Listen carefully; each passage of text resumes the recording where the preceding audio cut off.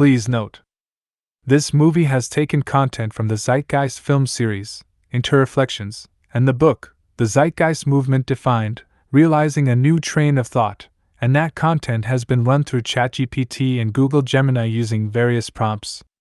It also contains some original prompts written by me. Zeitgeist music has also been taken and influenced by AIVA.ai. The so-called official Zeitgeist movement and Peter Joseph's company, Gentle Machine Productions, do not own the truth they have presented. The word official is actually strongly related to the word authority, yet truth should be the authority, not any individual or group. To quote the first Zeitgeist film, "They must find it difficult, those who have taken authority as the truth, rather than truth as the authority." So this project asks two questions: can AI make a new Zeitgeist film? And is it possible to create a documentary that belongs to regular people who support the unofficial Zeitgeist movement that is not under any copyright? Copyright in reality is a form of plagiarism. Someone is plagiarizing reality when something is put under copyright. Our reality has already allowed any combination a human can come up with. So there is no such thing as something original, as everything is interconnected. There are only discoveries, there's no such thing as an invention. Reality is at odds with the basis of copyright, as humans learn by copying, machines work by copying, and nature works by copying. Without copying, nature would not exist. Copyright presents a hierarchical view of reality, just like religion. Yet reality is more like an open source project, where everyone learns together. Copyright is a form of oppression against the poor who wish to have free access to knowledge. The book 1984 by George Orwell explains the danger of intellectual property, where the character Winston Smith is tortured in the ministry of love, until he accepts the false idea that 2 plus 2 makes 5, since the Ingsoc party owns 2 plus 2 makes 4. Those who burn books will in the end burn people. So enjoy. System Shift, Redesigning Societal Values.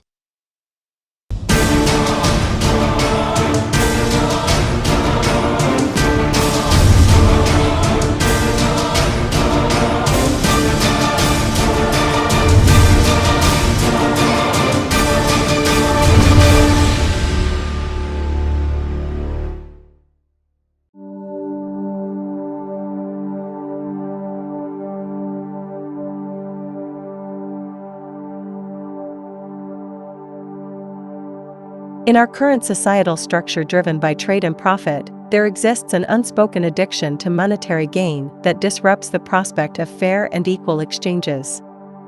The prevailing global mindset seems steeped in an illusion, valuing superficiality over intellect, prioritizing competition and property ownership over sharing and communal harmony. Instead of embracing sustainable practices and preservation, we endorse wasteful consumption, favoring cost efficiency over technical efficiency.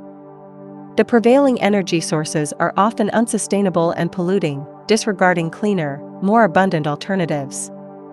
Moreover, the prevalence of conflict and the profiteering from warfare have overshadowed the potential for peaceful collaboration that fosters genuine progress. It's an unfortunate reality we find ourselves in, and perhaps it's time to challenge this fraudulent social paradigm that undermines our collective well-being. In the realm of contemporary psychology, a term often evoked is maladjusted, resonating with frequencies that underscore the pursuit of an idealized state of adjustment. This ubiquitous word, sought after for its promise of averting psychological complexities, propels the desire for a well-adjusted life, steering clear of neurotic and schizophrenic tendencies. Yet, within this narrative of conformity, I find myself compelled to assert that there exist facets of our society and world to which I proudly proclaim my maladjustment. I invite all individuals of goodwill to share in this maladjustment, fostering an unyielding stance until the inherent injustices and deficiencies of our societies are rectified, urging for the realization of a greater good that transcends the confines of societal norms.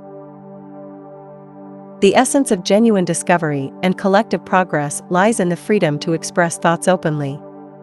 In the marketplace of ideas, the freedom to speak and think openly serves as a sieve, letting the kernels of wisdom rise while allowing the weightless husks of flawed concepts to fall by the wayside. Only through this unbridled liberty to vocalize beliefs and challenge perspectives can the truth, like a beacon in the dark, emerge from the tumult of dialogue and dissent. Without this liberty, the path to enlightenment remains obscured, and the voyage toward truth becomes a labyrinth without an exit. Each time a word becomes prohibited, you remove a stone from the democratic foundation. Society demonstrates its impotence in the face of a concrete problem by removing words from the language. The book burners have nothing on modern society. The human qualities can be expressed in one word: hypocrisy. We elevate those who say right but mean wrong, and mock those who say wrong but mean right. Throughout history, the backdrop of human survival was dominated by the primal forces of nature, a ceaseless battle against the elements and the wild unknown. Yet, as time charted its course, a remarkable transformation took shape. The evolution of civilization and technology conquered many of nature's adversities, granting humanity dominion over its immediate environment. However, an unforeseen shift arose, where once nature posed the gravest threat, the specter of human-created cultures now casts its shadow. The peril of today isn't merely the unrelenting force of nature, but the tangled complexities of our own societal constructs, echoing across the globe.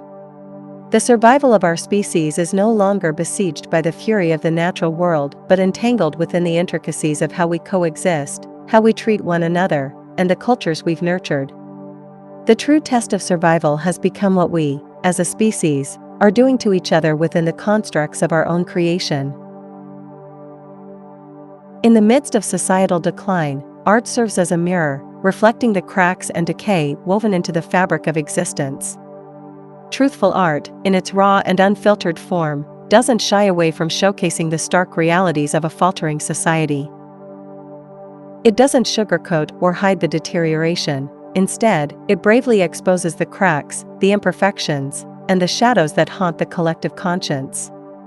Yet, its responsibility transcends mere reflection. Truthful art serves as a catalyst for change. It's not content to passively depict the world's fluctuations. Rather, it aspires to be an agent of transformation, igniting conversations, challenging perceptions, and nudging society toward the path of evolution and renewal. Art's solemn duty is not only to depict the change, but to actively participate in the journey of shaping a better tomorrow.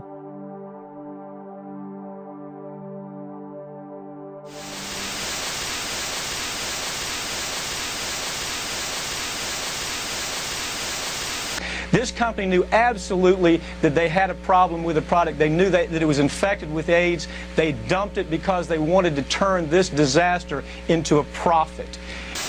Do something for yourself. Join the Army Reserve. The Adelaide Casino.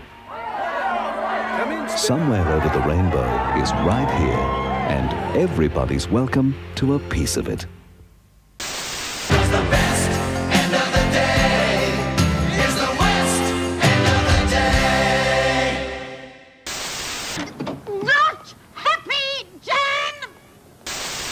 Find yourself in church this Sunday. Peter Popoff wants you to receive the miracle spring water to release prosperity in your life. The only question that matters is, are you hot? Nearly $33 trillion. That's what the U.S. national debt was as of early September 2023. Call me now. I'm waiting for you. Call 0055. It reckons there's about $270 billion worth of Australian home loans that are at risk of defaulting or being classified as severely stressed. More doctors smoke Camels than any other cigarette.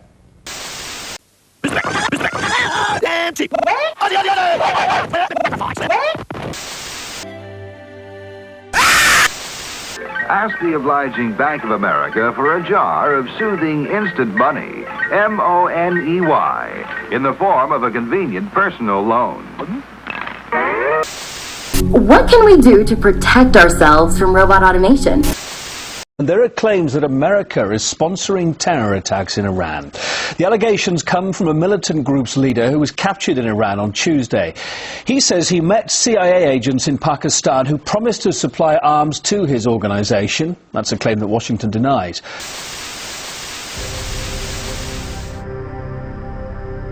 When thinking about society and mental health, there's a curious dynamic at play. It's often perceived as positive when individuals conform or adapt well to societal norms. However, from a different perspective, this conformity might not always align with genuine mental well-being. There seems to be an inherent conflict between fitting into a society's norms and what might be truly healthy for an individual's mental state. It's like a delicate balance where being well-adjusted to societal standards doesn't necessarily equate to being mentally healthy in a society that might not foster genuine well-being for its individuals. The human pursuit of acquisition, driven by the relentless desire for more possessions and material wealth, finds a poignant analogy in the game of Monopoly. The game encapsulates the essence of this pursuit, the unending quest for accumulation, the ruthless tactics employed to gain an upper hand, and the eventual realization that all these acquisitions are ephemeral, destined to return to the box. When you accumulate properties and wealth in the game Monopoly, there is a profound lesson that transcends the confines of a mere board game. Ultimately, everything acquired in the game, no matter how much one amasses, returns to a metaphorical box. There is a futility of an existence solely defined by the acquisition of material possessions. The game, a microcosm of human existence, reflects the societal drive toward accumulation, often leading to a cycle of deception, inequality, and monopoly. In this pursuit, individuals are ensnared in a never-ending quest for more wealth, more properties, and more acquisitions, yet these acquisitions fail to fulfill genuine human needs. The accumulation of material possessions becomes a myopic measure of success, and the societal narrative of wealth acquisition overshadows deeper human connections and true fulfillment. The ruthless immersion into the game Monopoly, mirroring the societal conditioning to relentlessly pursue wealth, unveils a stark reality. The allure of acquisition promises fulfillment, but as possessions accumulate, the ephemeral nature of materialism becomes apparent. The thrill dissipates, leaving an unsettling void that no amount of acquisitions can satiate. It prompts a crucial question, one that resonates beyond the game board: what truly matters? Beyond the ephemeral thrill of acquisition lies the quest for fulfillment rooted in genuine human connections, meaningful experiences, and a sense of purpose. The pursuit of wealth and possessions, while integral to survival, cannot be the sole measure of a fulfilling existence. Understanding that the acquisition game leads to a finite end prompts reflection on the deeper aspects that enrich the human experience: compassion, empathy, relationships, and contributions to the greater good. In essence, the pursuit of acquisitions may grant temporary satisfaction, but the enduring fulfillment lies in recognizing the transient nature of materialism and seeking meaning beyond the confines of possessions. It's in acknowledging what truly matters, our connections, our values, our contributions, that the pursuit of a fulfilling life finds its purpose.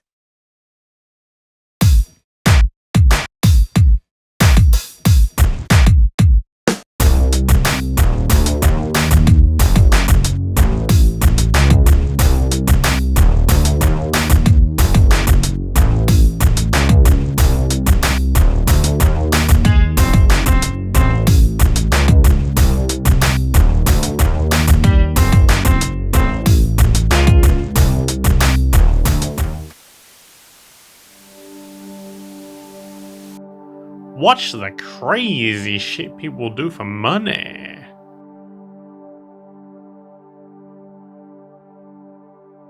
Money Talks. What's your price? Australia's #1 show is back.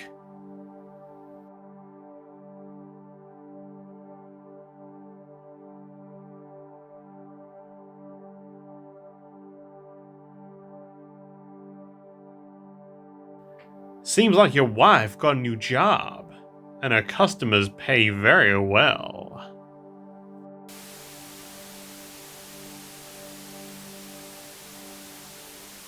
You work away your life, and what does it get you? Smiles and faces? No. You get cash. Cash that can't buy back what the job takes. Not if you rode every seahorse in the world. Dad, why do I have to go to school? So you can get a job. But why do I need a job? So you can earn money. Continue ahead. But why do I need money? To buy the stuff that TV makes us want. But why do I need to buy stuff? Because if you didn't buy stuff, everyone would be out of a job and no one would have any money. Wait, so I have to work for the rest of my life to pay for stuff that I don't want just so everyone else can suffer the same horrible fate as me? Exactly. You just live your life without thinking, don't you? Jacques Fresco's journey from a young rebel refusing to conform to societal norms to a visionary challenging the fundamental structures of society encapsulates a profound narrative of critical thinking, social observation, and a fervent call for change. His defiance of the status quo, rooted in a refusal to blindly conform, laid the groundwork for a lifelong exploration into the flaws inherent in societal constructs. Fresco's refusal to pledge allegiance to the flag, emblematic of his early skepticism, reflected a refusal to accept societal norms without critical examination. His dissent was not merely an act of rebellion but a testament to his commitment to truth, refusing to subscribe to beliefs without evidence. Retreating into a self-made laboratory, Fresco embarked on a journey of self-education, delving into the realms of science and nature. His realization that the universe adheres to laws governed by science and the recognition that human society is subject to these laws laid the foundation for his later critiques of societal structures. The turbulent times of the Great Depression and the devastation of World War II served as catalysts for Fresco's awakening. Witnessing the paradox of widespread suffering amid abundant resources and the squandering of human potential in the throes of war fueled his discontent with the established economic and social paradigms. Fresco's keen observations highlighted the absurdity of a system that allowed for such widespread deprivation while resources remained abundant. His astute calculation that the resources and efforts expended in war could have sufficed to meet global human needs showcased the stark inefficiency and irrationality of societal priorities. As he aged, his convictions remained unwavering. His disquietude stemmed from the perpetual waste of finite resources in pursuit of profit, the superficiality of materialistic values, and the grip of monetary powers over supposedly democratic structures. His unwavering call for change, echoing from the past to the present, is a stark reminder of the urgency to reassess and reconstruct societal systems. Fresco's journey embodies a relentless pursuit of truth, a fierce defiance of unjust norms, and a call for a paradigm shift towards a society guided by reason, empathy, and sustainability.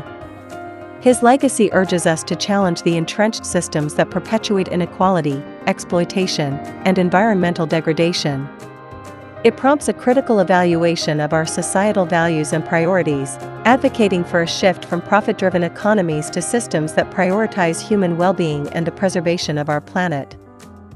In essence, Fresco's impassioned plea resonates through the ages, a resounding call to discard obsolete systems and forge a new path toward a more equitable, sustainable, and humane future.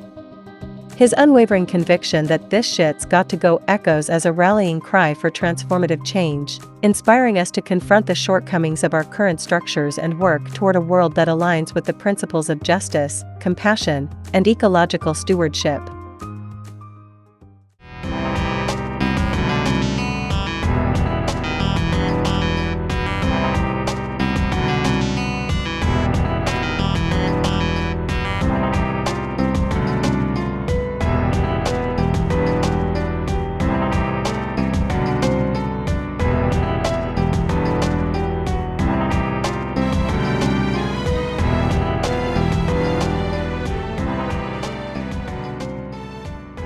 In the vast tapestry of history, pivotal transformations have often been catalyzed by the resolute determination of a dedicated few. The collective force of a small group of individuals, driven by unwavering commitment and thoughtful action, has proven to be a catalyst for monumental change. Throughout time, these passionate advocates have ignited revolutions, challenged norms, and reshaped the trajectory of societies.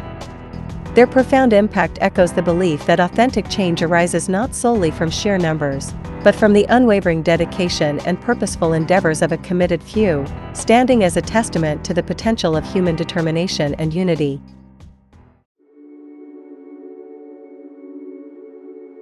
Part 1. The Human Being. Beyond nature versus nurture, embracing complexity in human behavior. The age-old dichotomy between nature and nurture, deeply embedded in scientific discourse, oversimplifies the intricate influences shaping human existence. This stark contrast between genetics as the deterministic root of all causality and the perspective of humans as solely social organisms devoid of biological influence perpetuates a false dichotomy. At its core, this polarized view reduces complex influences, from how a cell manages an energy crisis to shaping an individual's personality, to a simplistic binary framework. However, the reality is far more intricate and interconnected. Understanding biology necessitates acknowledging the profound interplay between genetics and the environment. It's evident that biology cannot be comprehended in isolation from its environmental context, challenging the reductionist views that isolate genetics or societal influences as exclusive determinants of human traits and behavior. The prevailing debate between nature and nurture fails to encapsulate the complexity of human existence, reflecting an oversimplified and flawed perspective. The idea that life is solely driven by DNA, dismissing environmental influences, clashes with the notion that humans are devoid of biological determinism and solely shaped by societal factors. Instead, what emerges is the inextricable link between biology and environment. This interconnectedness underscores the impossibility of isolating biology from its environmental context. Human biology doesn't exist in a vacuum, it's shaped and influenced by myriad environmental factors, underscoring the inadequacy of rigidly subscribing to either deterministic genetic perspectives or solely social influences in understanding the complexity of human biology and behavior. The misconception that human behavior is solely determined by genetics perpetuates a dangerously deterministic view of life, undermining the complexity and fluidity of human nature. This notion reduces behavior to a fixed and unchangeable outcome, anchored in genetic predispositions. It leads to a belief that societal efforts to improve or alter behavior are futile, as these traits are perceived as predestined and impervious to change. However, this deterministic perspective disregards the intricate interplay between genetics and environment, overlooking the profound impact that social, cultural, and environmental factors have on shaping human behavior. This erroneous belief in the genetic determinism of behavior not only oversimplifies the complexity of human nature, but also poses significant dangers by dissuading efforts to address and improve societal issues.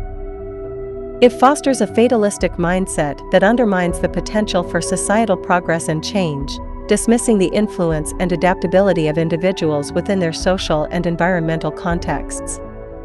Embracing a more nuanced understanding that acknowledges the multifaceted influences on behavior is crucial in fostering a society that prioritizes meaningful interventions and societal improvements.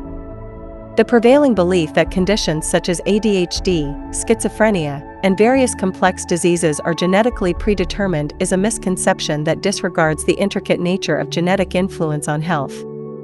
Contrary to common perception, most diseases are not genetically determined but rather influenced by a complex interplay of genetic predispositions and environmental factors. While certain conditions may have a genetic component that increases susceptibility, this predisposition doesn't equate to an inevitable outcome.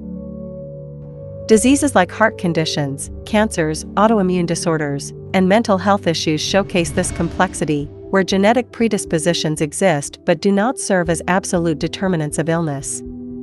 For instance, in breast cancer, only a small fraction of women diagnosed carry the specific breast cancer genes, illustrating that the majority of cases do not have a direct genetic cause.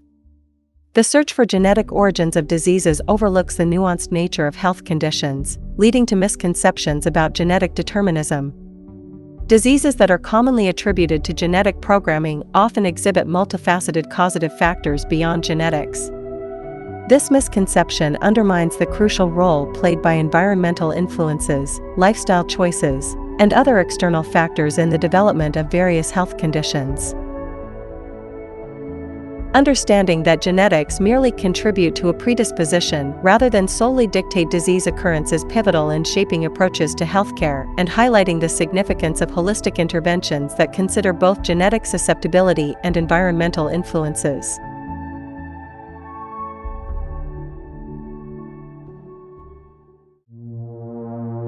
The complexity of genetic influence on health and behavior. The notion that human behavior is solely dictated by genetic predispositions overlooks the intricate interplay between genes and environmental influences. Genes don't serve as rigid blueprints that unequivocally determine behavior. Rather, they offer a spectrum of responses to environmental stimuli. Emerging research suggests that early childhood experiences and the nature of child rearing can significantly impact gene expression, effectively activating or deactivating certain genes. These influences contribute to molding an individual's developmental trajectory, aligning their responses with the demands of their environment.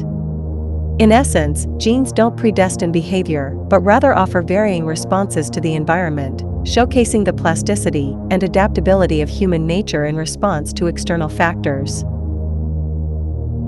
The dynamic relationship between genes and the environment challenges the simplistic view that genes solely dictate behavior. Instead, genes provide individuals with different avenues for navigating and responding to their surroundings. Environmental cues and experiences can influence the expression of genes, effectively modifying an individual's developmental path. This realization underscores the complex interplay between genetic predispositions and environmental factors, emphasizing the adaptability and responsiveness of human behavior to the demands of the world in which individuals find themselves. Ultimately, this understanding highlights the multifaceted nature of human behavior, debunking the notion that behavior is rigidly predetermined by genetics and underscoring the role of environment in shaping human responses and actions. The impact of childhood abuse on the brain's genetic makeup highlights the significant role of environmental experiences in shaping genetic expression. A study conducted on suicide victims in Montreal revealed a profound correlation between childhood abuse and genetic alterations within the brain. Autopsies showed distinct genetic changes present in the brains of young adults who had suffered childhood abuse, changes absent in individuals who had not experienced such trauma. This phenomenon illustrates an epigenetic effect, wherein environmental factors, in this case, childhood abuse, trigger alterations in genetic expression. These changes at the genetic level underscore the profound influence of environmental experiences in activating or deactivating specific genes, emphasizing the intricate interplay between external factors and genetic responses within the brain.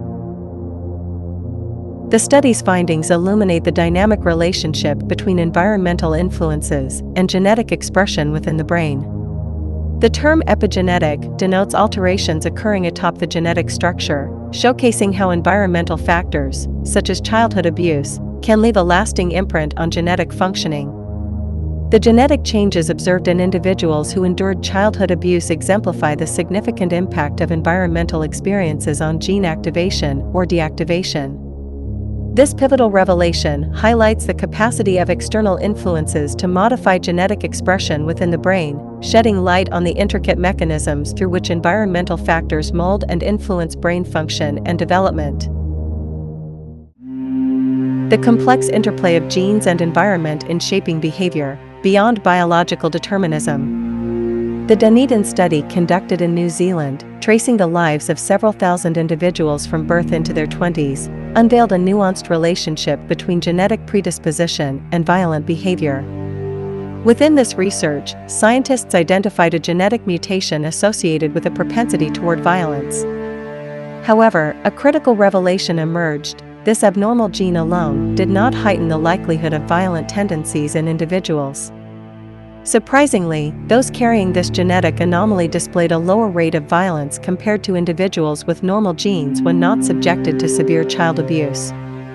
This finding highlights that the presence of the abnormal gene did not independently predispose individuals to violence. Rather, the crucial determinant appeared to be the interaction between this genetic factor and experiences of severe childhood abuse. The Dunedin study's revelations underscore the intricate interplay between genetic predisposition and environmental factors, particularly childhood experiences of abuse, in shaping behaviors like violence. It elucidates that while certain genetic mutations may have a relationship with propensities for certain behaviors, the manifestation of these tendencies is contingent upon environmental interactions. The study challenges the oversimplified notion that genes unilaterally dictate behavior, emphasizing instead the pivotal role of environmental factors, especially childhood experiences, in influencing and modulating the expression of genetic predispositions toward violent behavior. Research involving gene manipulation in mice showcases the limitations of perceiving genes as the sole determinants of complex traits such as intelligence.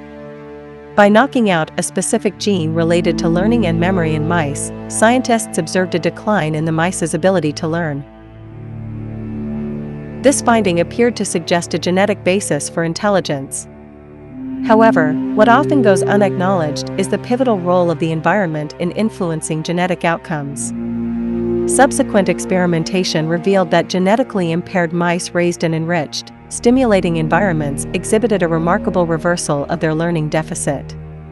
This critical observation underscores the profound impact of environmental factors in mitigating or even nullifying the effects of genetic impairment, challenging the conventional perception of genes as the exclusive drivers of behavior or traits. The implications of this study extend beyond the simplistic attribution of behaviors solely to genetics. It highlights the intricate interplay between genes and the environment, emphasizing that genetic contributions interact with environmental stimuli in shaping an organism's responses. This dynamic interaction underscores that genes might influence an organism's predisposition or readiness to confront specific environmental challenges rather than determining a fixed outcome. The study underscores the inadequacy of adhering to the outdated notion that behaviors or traits are exclusively governed by genetics, cautioning against the potential dangers of perpetuating such misconceptions, which echo historical contexts like eugenics and oversimplify the complexities of genetic and environmental interactions.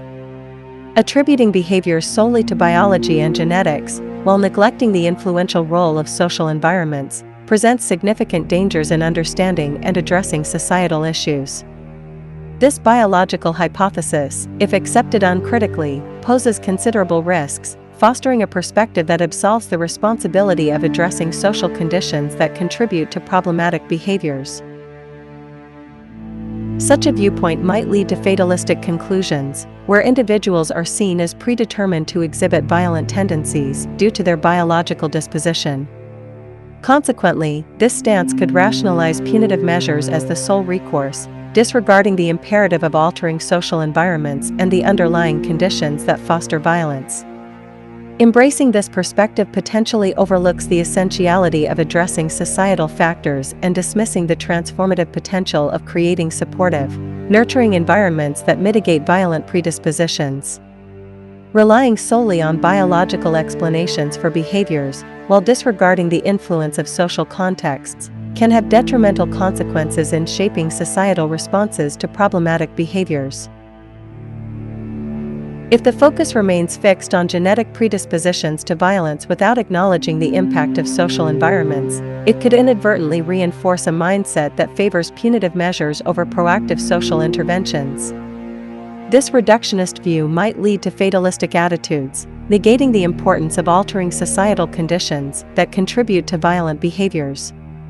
Neglecting the role of social preconditions in fostering violence could impede efforts aimed at societal reform, ultimately hindering the creation of nurturing, supportive environments that offer alternatives to punitive measures and pave the way for meaningful societal change. The legal and prison systems are often seen as the primary means of addressing crime and antisocial behavior in society. However, these systems often fail to address the root causes of such behavior, leading to a cycle of incarceration and recidivism. Societal efforts often focus on punishments like prisons and police, which are costly. However, addressing poverty, a root cause of crime, is not given enough attention or financial resources. Poverty is a pervasive issue that affects millions of individuals and families worldwide. It is characterized by a lack of access to basic necessities such as adequate housing, food, healthcare, and education. Living in poverty often leads to limited opportunities, social isolation, and exposure to criminogenic environments.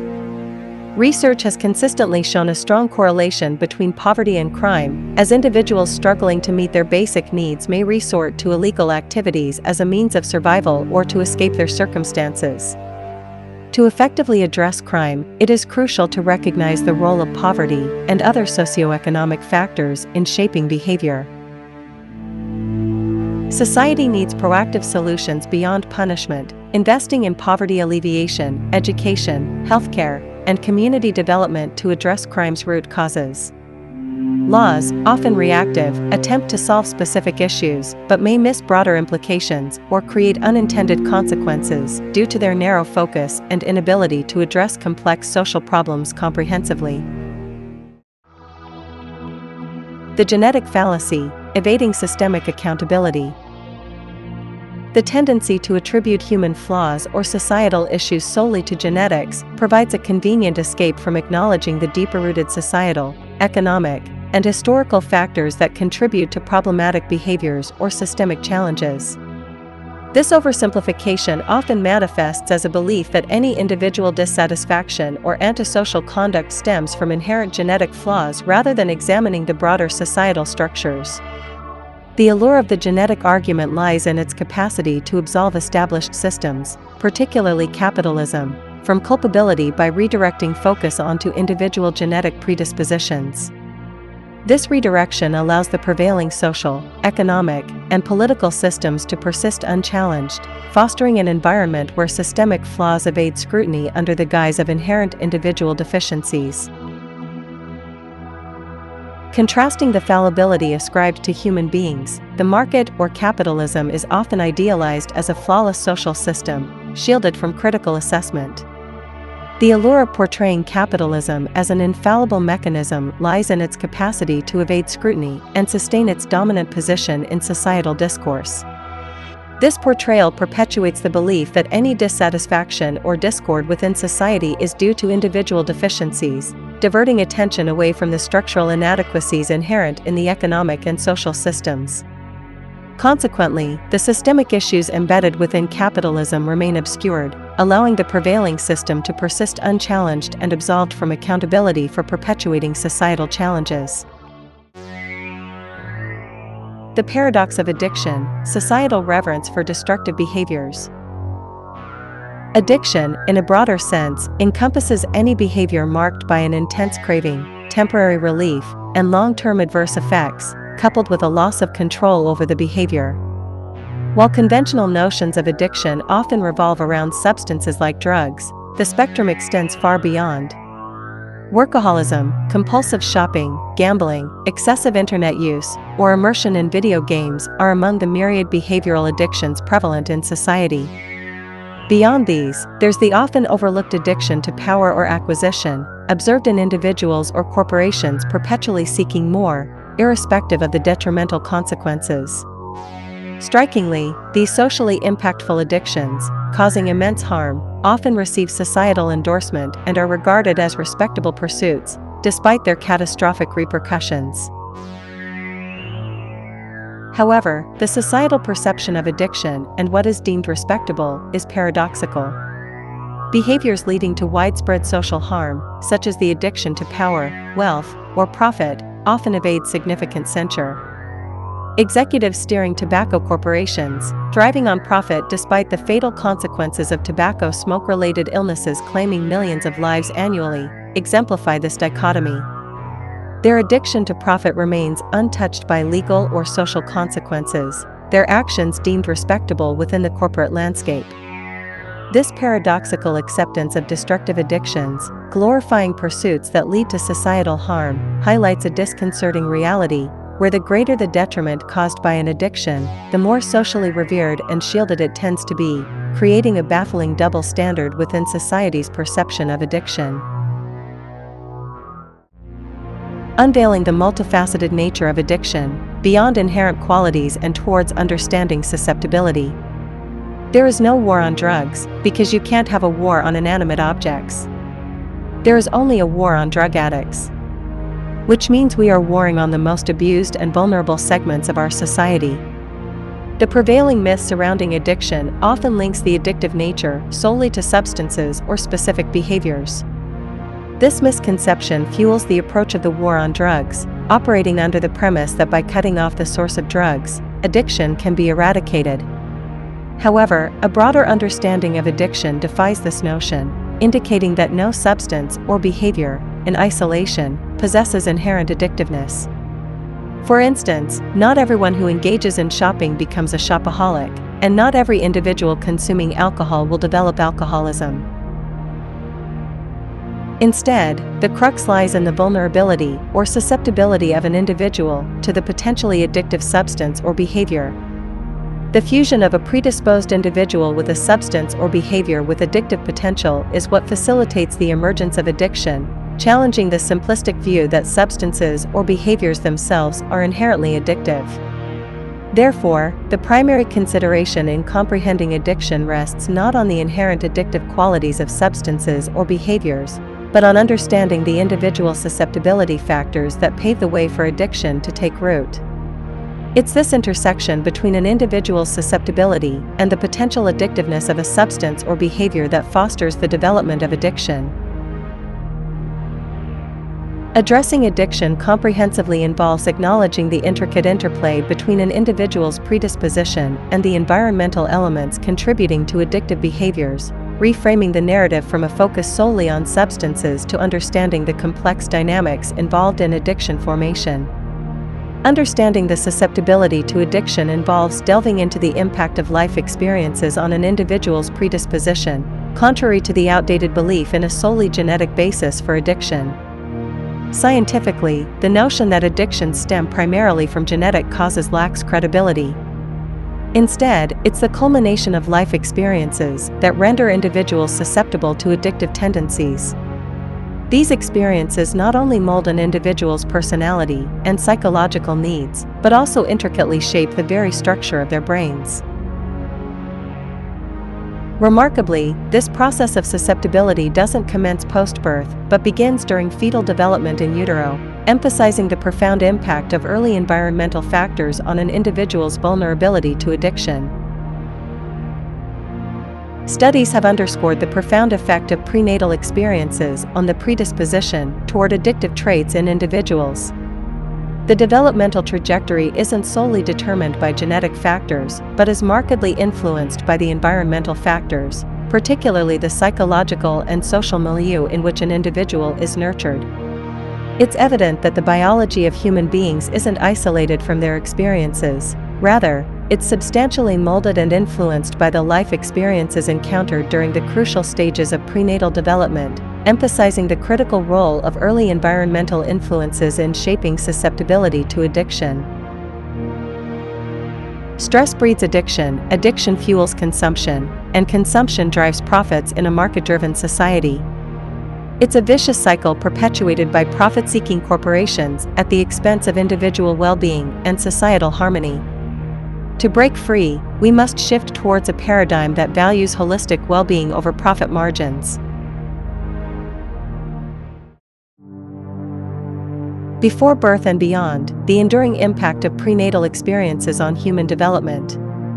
The impact of an environment on an unborn child begins long before their birth. As early as fetal development, the environment, predominantly influenced by the mother's physiological state, significantly shapes the unborn child's biological programming. The conditions experienced during pregnancy, including hormonal levels and nutrient availability in the maternal circulation, play a pivotal role in influencing the fetus's developmental trajectory. A poignant illustration of this is witnessed in the Dutch hunger winter of 1944, where the scarcity of food due to Nazi occupation led to starvation among many. Fetal exposure to this starvation during the second or third trimester resulted in a profound lesson for the body, prompting a perpetual adaptation in how it handles nutrients. Those fetuses, taught by starvation, tend to develop a highly conservative approach to storing sugar and fat, a characteristic that persists long after birth. Decades later, individuals who experience these conditions in utero are more prone to health issues such as high blood pressure, obesity, or metabolic syndrome, highlighting how the environment in utero can significantly impact an individual's health trajectory in unexpected ways. Exposing pregnant animals to stress in a laboratory setting has revealed startling outcomes in their offspring's behavior. Studies show that stressed pregnant women have offspring with a heightened inclination toward using substances like cocaine and alcohol once they reach adulthood. This stress isn't confined to laboratory scenarios. Human mothers who undergo stress during pregnancy also have discernible effects on their children. For instance, in a British study, women who experienced abuse during pregnancy exhibited elevated levels of cortisol, a stress hormone, in their placenta during birth. Consequently, their children displayed a greater vulnerability to conditions predisposing them to addictions by the age of 7 or 8, highlighting how prenatal stress lays the foundation for various mental health issues. Further research conducted in Israel focused on children born to mothers pregnant before the onset of the 1967 war unveiled alarming findings. These expecting mothers endured significant stress during pregnancy, which manifested in their offspring having a higher occurrence of schizophrenia compared to the average cohort. These profound outcomes emphasize the substantial impact of prenatal experiences on the development of an individual, underscoring the lasting influence of stress during the gestational period. Human brain development sets us apart significantly from many other species, particularly in terms of the timing and process of development. Unlike animals like horses that are capable of running soon after birth, humans are remarkably underdeveloped at the start of life. The reason behind this disparity lies in the evolutionary demands on our physiology. As humans evolved larger heads to accommodate the burgeoning forebrain that distinguishes our species, the pelvis simultaneously narrowed due to our bipedal locomotion. Consequently, human infants are born prematurely, necessitating post-birth brain development, which happens to a large extent under the influence of the environment. The notion of neural Darwinism sheds light on the brain's response to environmental stimuli during development. This concept underscores that brain circuits receiving appropriate environmental input tend to develop optimally, while those lacking such input may not fully develop or even regress. A striking example of this principle is observed in the visual circuits of a child. Even with perfectly functional eyes at birth, if the child is isolated in darkness for an extended period, the circuits responsible for vision will not receive the necessary light waves for development. Consequently, the initial rudimentary circuits, devoid of stimulus, may degrade, leading to lifelong blindness as new circuits fail to form without the requisite environmental input. This underscores the critical role of environmental stimuli in shaping and maintaining neural connections during early human development. Unseen influences: the impact of early experiences on adult behavior and development. Early experiences, particularly those beyond the recall memory stage, significantly sculpt adult behavior. While explicit memory involves the retrieval of facts and details, the hippocampus, responsible for this recall memory, doesn't fully mature until much later, rendering hardly any recall memories before 18 months. On the other hand, implicit memory and emotional memory operates without explicit recall, embedding emotional experiences in nerve circuits. These circuits shape responses without direct recollection, significantly impacting behavior. For instance, individuals who are adopted often carry a lifelong sense of rejection. Though they cannot recall the adoption or separation from their birth mother due to underdeveloped hippocampal structures during infancy, the emotional memory of separation and rejection persists. Consequently, they are more prone to feeling rejected and emotionally distressed when faced with perceived rejection by others. This sense of rejection isn't exclusive to adoptees, but its potency is heightened due to the strong impact of implicit memory. Likewise, many hardcore addicts have faced significant childhood abuse or emotional loss. Their implicit memories paint a world as unsafe and untrustworthy, shaping their responses to intimacy, trust, and relationships. This perception influences their reluctance to engage in intimate connections, distrust of caregivers and professionals, and an overarching belief in an unsafe world, an outcome tightly tied to the impact of implicit memory, sometimes stemming from unrecalled incidents. Essential touch, the impact of human contact on infant development. Human touch plays a fundamental role in the development of infants.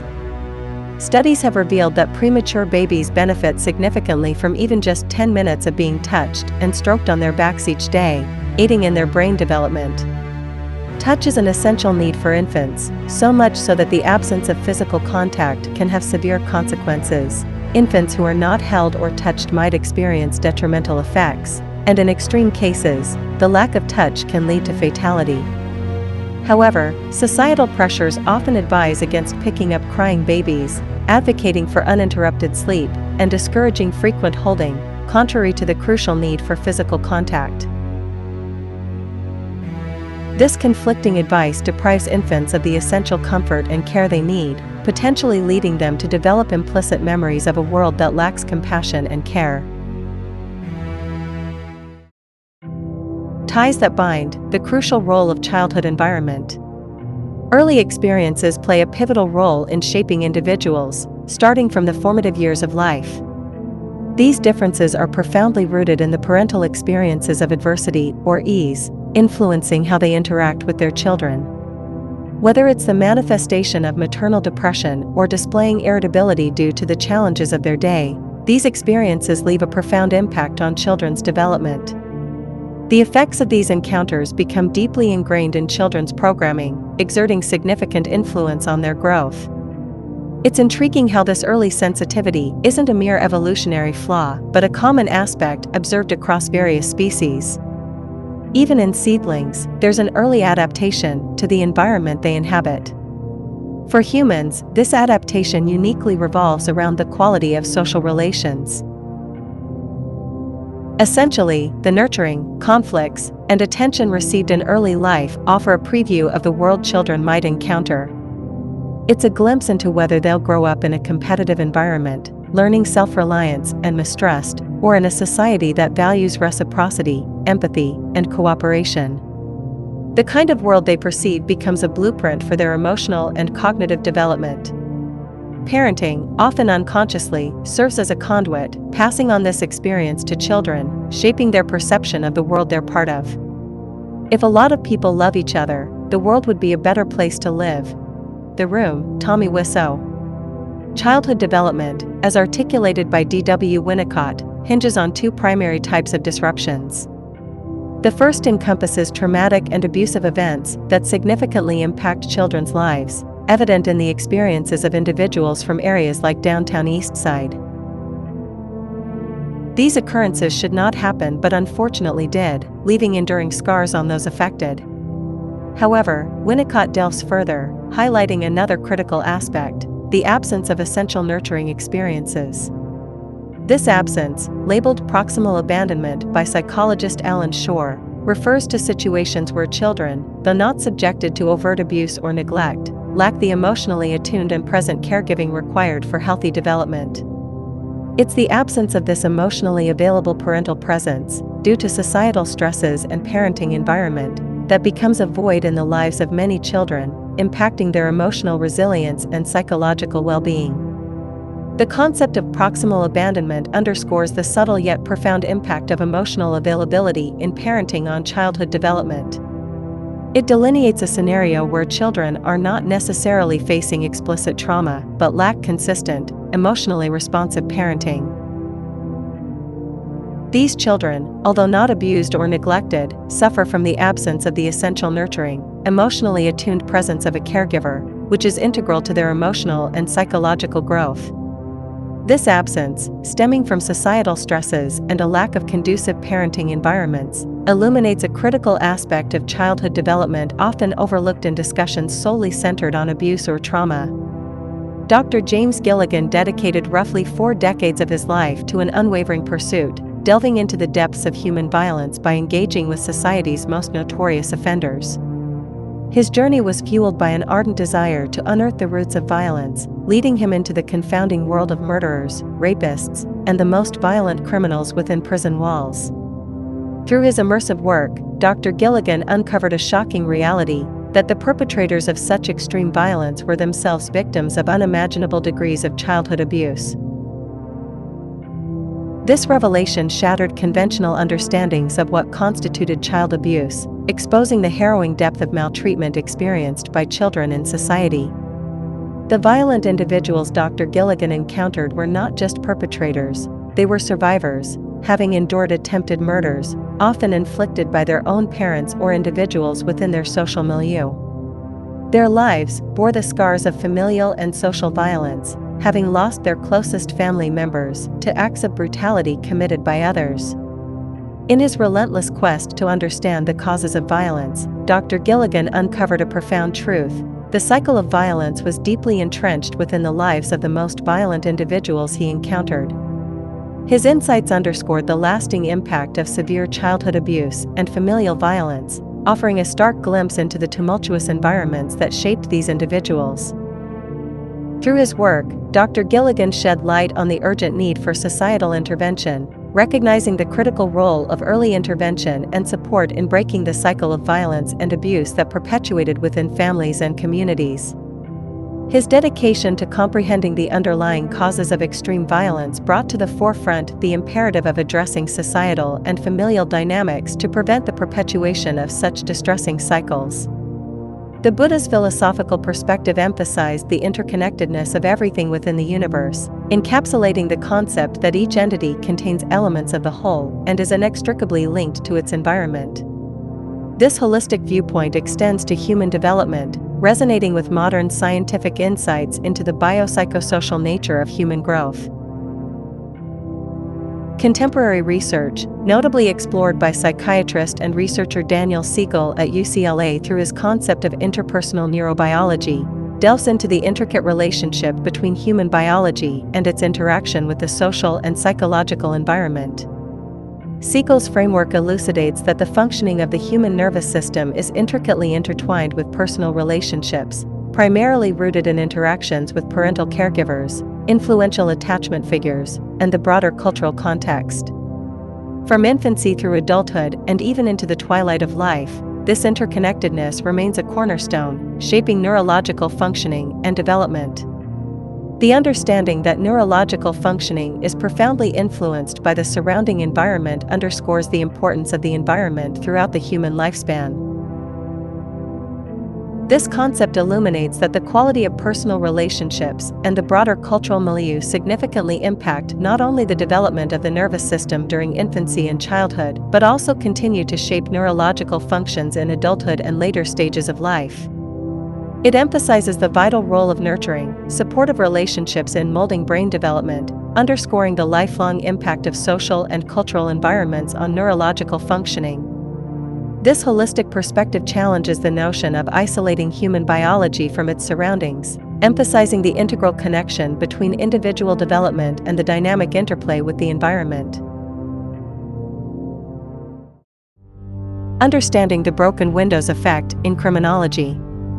The proliferation of graffiti, even when not obscene, confronts the subway rider with the inescapable knowledge that the environment he must endure for an hour or more a day is uncontrolled and uncontrollable, and that anyone can invade it to do whatever damage and mischief the mind suggests. The broken window effect, often referred to as the broken windows theory, is a criminological concept suggesting that visible signs of disorder and neglect in a community can lead to an increase in both petty crime and more serious criminal behavior. The theory was popularized by James Q. Wilson and George L. Kelling in 1982. It uses the analogy of a broken window in a building. If a broken window in a building is left unrepaired, it sends a signal that no one cares about the property. Consequently, this encourages further vandalism and more serious crimes, as the lack of maintenance conveys an atmosphere of lawlessness and neglect. The theory posits that the presence of disorderly and unkempt environments fosters an environment conducive to criminal activity. The broken windows theory emphasizes the importance of maintaining order and addressing minor signs of disorder and vandalism in a community to prevent more serious crimes from occurring. It suggests that by addressing small issues promptly, communities can create an environment that discourages criminal behavior and promotes a sense of order and safety. This theory has been influential in shaping policing strategies and community policing approaches in various urban settings. However, its effectiveness and application have been subject to debate among criminologists and policymakers. Classical music has been employed as an unconventional yet effective tool in deterring crime, resonating with the concept of the broken window effect. The theory suggests that improving the social environment can significantly reduce criminal activities. In this context, playing classical music in public spaces serves as a mechanism to elevate the ambience, signaling a sense of orderliness and care for the surroundings. It contributes to creating an environment that discourages antisocial behavior by promoting a sense of respect and civility. The presence of classical music not only enriches the atmosphere but also fosters a more positive social environment, potentially deterring potential criminal activities by invoking a sense of community pride and responsibility for shared spaces. Shifting landscapes, tracing humanity's journey from egalitarianism to conflict. Throughout history, human societies have traversed diverse landscapes, experiencing an array of societal structures. Egalitarianism found its roots in early human societies, particularly among hunter-gatherer communities that thrived on principles of food sharing and reciprocal exchanges. These small, tightly knit groups predominantly survived through foraging, with limited hunting, fostering environments where individuals were deeply connected through kinship ties, often spanning extended families or known acquaintances. Material culture was relatively sparse, and social fluidity between groups was common, characterized by a world where interpersonal relationships and community bonds held paramount significance. This era of human existence, marked by its simplicity and close-knit social fabric, notably bore fewer traces of organized group violence, contrasting starkly with later periods of human history marked by such conflict. The question then arises, how did humanity diverge from this less violent, egalitarian existence into more contentious and organized societal frameworks? Violence within human societies exhibits immense diversity and isn't uniformly distributed across different cultures. Some societies stand as exemplars of near-absent violence, portraying remarkably low levels of aggression. Certain Anabaptist religious groups, such as the Amish, Mennonites, and Hutterites, adhere strictly to pacifism. Remarkably, among the Hutterites, there's a complete absence of recorded homicide cases, reflecting the profound commitment to nonviolence within these communities. During periods of significant conflict, like World War II, members of these groups preferred imprisonment over military service, staunchly adhering to their pacifist beliefs. In regions like the kibbutzim in Israel, characterized by exceptionally low violence levels, criminal courts sometimes employ a unique approach, sending offenders who have committed violent crimes to live in these communities. The rationale behind this unconventional measure is for these individuals to learn and adopt the nonviolent lifestyle prevalent within the kibbutzim, highlighting the powerful impact of such peaceful living environments on shaping behavior. Our identities, perceptions, and even our beliefs about life are deeply influenced by the societies we inhabit. Societies encompass various facets, including theological, metaphysical, linguistic, and cultural elements, collectively shaping our views on fundamental aspects of existence. These societal influences guide our understanding of core concepts, whether life revolves around sin or beauty, whether our actions impact an afterlife, and other existential considerations. A broad distinction emerges between individualistic and collectivist societies, each fostering distinct mindsets and ideologies. For instance, in the United States, an epitome of individualism, capitalism fuels a narrative of limitless potential for upward mobility, but also correlates with diminishing safety nets. In such stratified societies, the social structure limits symmetrical, reciprocal relationships, resulting in fewer peers and instead fostering a landscape of hierarchical structures. Consequently, a society with limited reciprocal partnerships often witnesses a decline in altruistic behavior. In an individualistic society like America, the dynamics of capitalism form a stark backdrop. The promise of ascending the societal pyramid corresponds to a reduction in safety nets, a trade-off inherent in this pursuit of upward mobility. This societal structure shapes relationships characterized by differing statuses and entrenched hierarchies, diminishing the prevalence of symmetrical, reciprocal partnerships. As the number of peers decreases, altruism within the society diminishes, reflecting the impact of societal structures on individual behaviors and values. The emphasis on personal advancement within such systems inherently fosters a competitive ethos, limiting the space for mutual, reciprocal relationships and, subsequently, altruistic behavior within the societal framework. Understanding the nature of human beings is a complex task, one that encompasses the vast spectrum of social and behavioral variability found within our species. Despite our inherent nature, humans exhibit an unparalleled capacity for social diversity, boasting an array of beliefs, familial structures, and child-rearing practices that highlight our extraordinary adaptability. However, in societies rooted in competition and often marked by exploitation, the prevailing ideology tends to justify ruthless behavior by attributing it to an inherent, unchangeable human nature. A prevailing myth perpetuated in such societies is that humans are naturally competitive, individualistic, and inherently selfish. Yet, the reality starkly contrasts with this notion. At the core of human nature lie certain fundamental needs for companionship, love, acceptance, and connection. When these needs are fulfilled, individuals tend to develop traits marked by compassion, cooperation, and empathy for others. To truly understand human nature, one must acknowledge the existence of these fundamental human needs that profoundly shape our traits and behaviors. The concrete expression of human nature emerges from the fulfillment or deprivation of these needs. The innate requirement for connection and acceptance leads to the development of compassionate and cooperative traits when these needs are met. Conversely, when individuals face a deficit in having their fundamental needs fulfilled, a distortion of human nature emerges, manifesting as traits contrary to their intrinsic potential.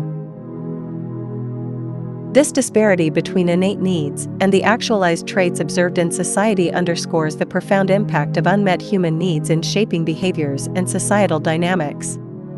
Understanding the human organism's adaptability to diverse conditions and its inherent need for positive environmental stimuli while guarding against detrimental influences highlights a crucial societal responsibility. Just as the body relies on essential nutrients, the human brain requires constructive inputs for development, and the absence of such conditions may lead to physical and mental illnesses, as well as detrimental behaviors. This introspective examination prompts us to question whether our current socioeconomic system truly supports human health and social progress or hinders the fundamental evolutionary requisites for individual and communal well-being. Scrutinizing the contemporary societal landscape reveals a need to assess its alignment with the essential requirements for human health and societal advancement, raising concerns about whether our societal framework adequately fosters environments conducive to meeting these critical human needs. Intermission. The prevailing trading system often promotes an idealistic view of fairness and equality in transactions, but this notion is sharply refuted. Instead, trading, at its core, operates under the guise of equality while covertly fostering deception to secure a better outcome for one party. This system perpetuates a cycle of hidden coercion, effectively enforcing a monopolistic environment that inherently undermines public health for both affluent and marginalized segments of society.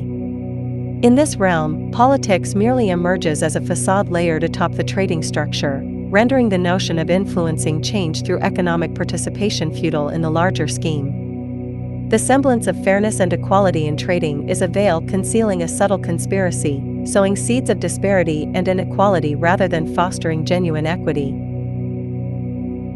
The pervasive issues within our societal fabric are not a product of inherent human nature, but rather stem from widespread ignorance and unwavering blind adherence to established norms.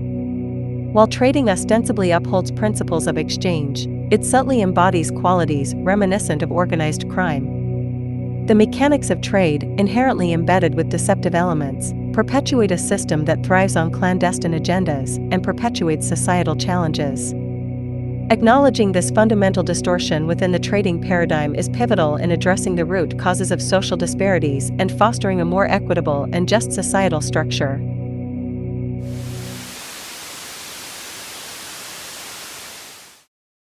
Part 2. Free market capitalism. Consider the intricate nature of freedom and its illusion. There's a curious irony in the idea that sometimes individuals who believe they possess absolute freedom might unknowingly be confined by their own convictions. The illusion of liberty, when mistaken for actual autonomy, can lead to a profound sense of entrapment. It's a reminder of the complexity inherent in understanding true freedom, suggesting that perceived independence might conceal underlying limitations or constraints. This concept hints at the deeper layers within the human psyche, where the perception of freedom might differ vastly from the actual reality of it. It's all about money, not freedom. If you think you're free, try going somewhere without money, okay? The love of money is the root of all evil. No one can serve two masters. Either you will hate the one and love the other, or you will be devoted to the one and despise the other. You cannot serve both God and money. Do you want to make some money? The misconception of the money sequence of value, how economic theory overlooks the true drivers of well-being. The origins of our current economic system can be traced back to John Locke's introduction of the concept of property. Locke's theory of property included three conditions: that there must be enough left over for others, that it must not be allowed to spoil, and that it must be mixed with one's labor. Initially, Locke presented a compelling argument for private property, but he later abandoned these provisos when he introduced the concept of money. This led to a significant shift, as money became a means to acquire property, regardless of whether it was earned through labor or not. Adam Smith further developed Locke's ideas by introducing the concept of the invisible hand of the market. According to Smith, the market would naturally regulate itself to achieve equilibrium between supply and demand. This notion essentially deified the market, as it was now seen as an autonomous entity that would ensure the efficient allocation of resources. Smith also believed that the poor would be limited by the scarcity of subsistence and that nature would deal with this by eliminating their children. This callous view of the poor highlighted his blindness to the immense suffering caused by poverty and inequality. The ideas of Locke and Smith have had a profound impact on modern economics and society. Their theories have contributed to the rise of capitalism and the belief in the self-regulating nature of the free market. However, the flaws in their theories, such as the lack of consideration for social justice and the environment, have led to many of the problems we face today, including inequality, poverty, and ecological destruction. Adam Smith, the father of modern economics, proposed the concept of the free market based on the exchange of tangible goods necessary for survival. However, the rise of financial trading, where money is made solely by moving money, has diverted the focus of economic activity away from tangible goods. This shift is rooted in Smith's treatment of money as a commodity, but it has led to the pursuit of money for its own sake, detached from its productive value. The pursuit of financial gain, driven by the money sequence of value, has become the primary economic motivator in virtually every economy worldwide, regardless of their social system. This has overshadowed the foundational life sequence of value, which emphasizes the well-being of individuals and society.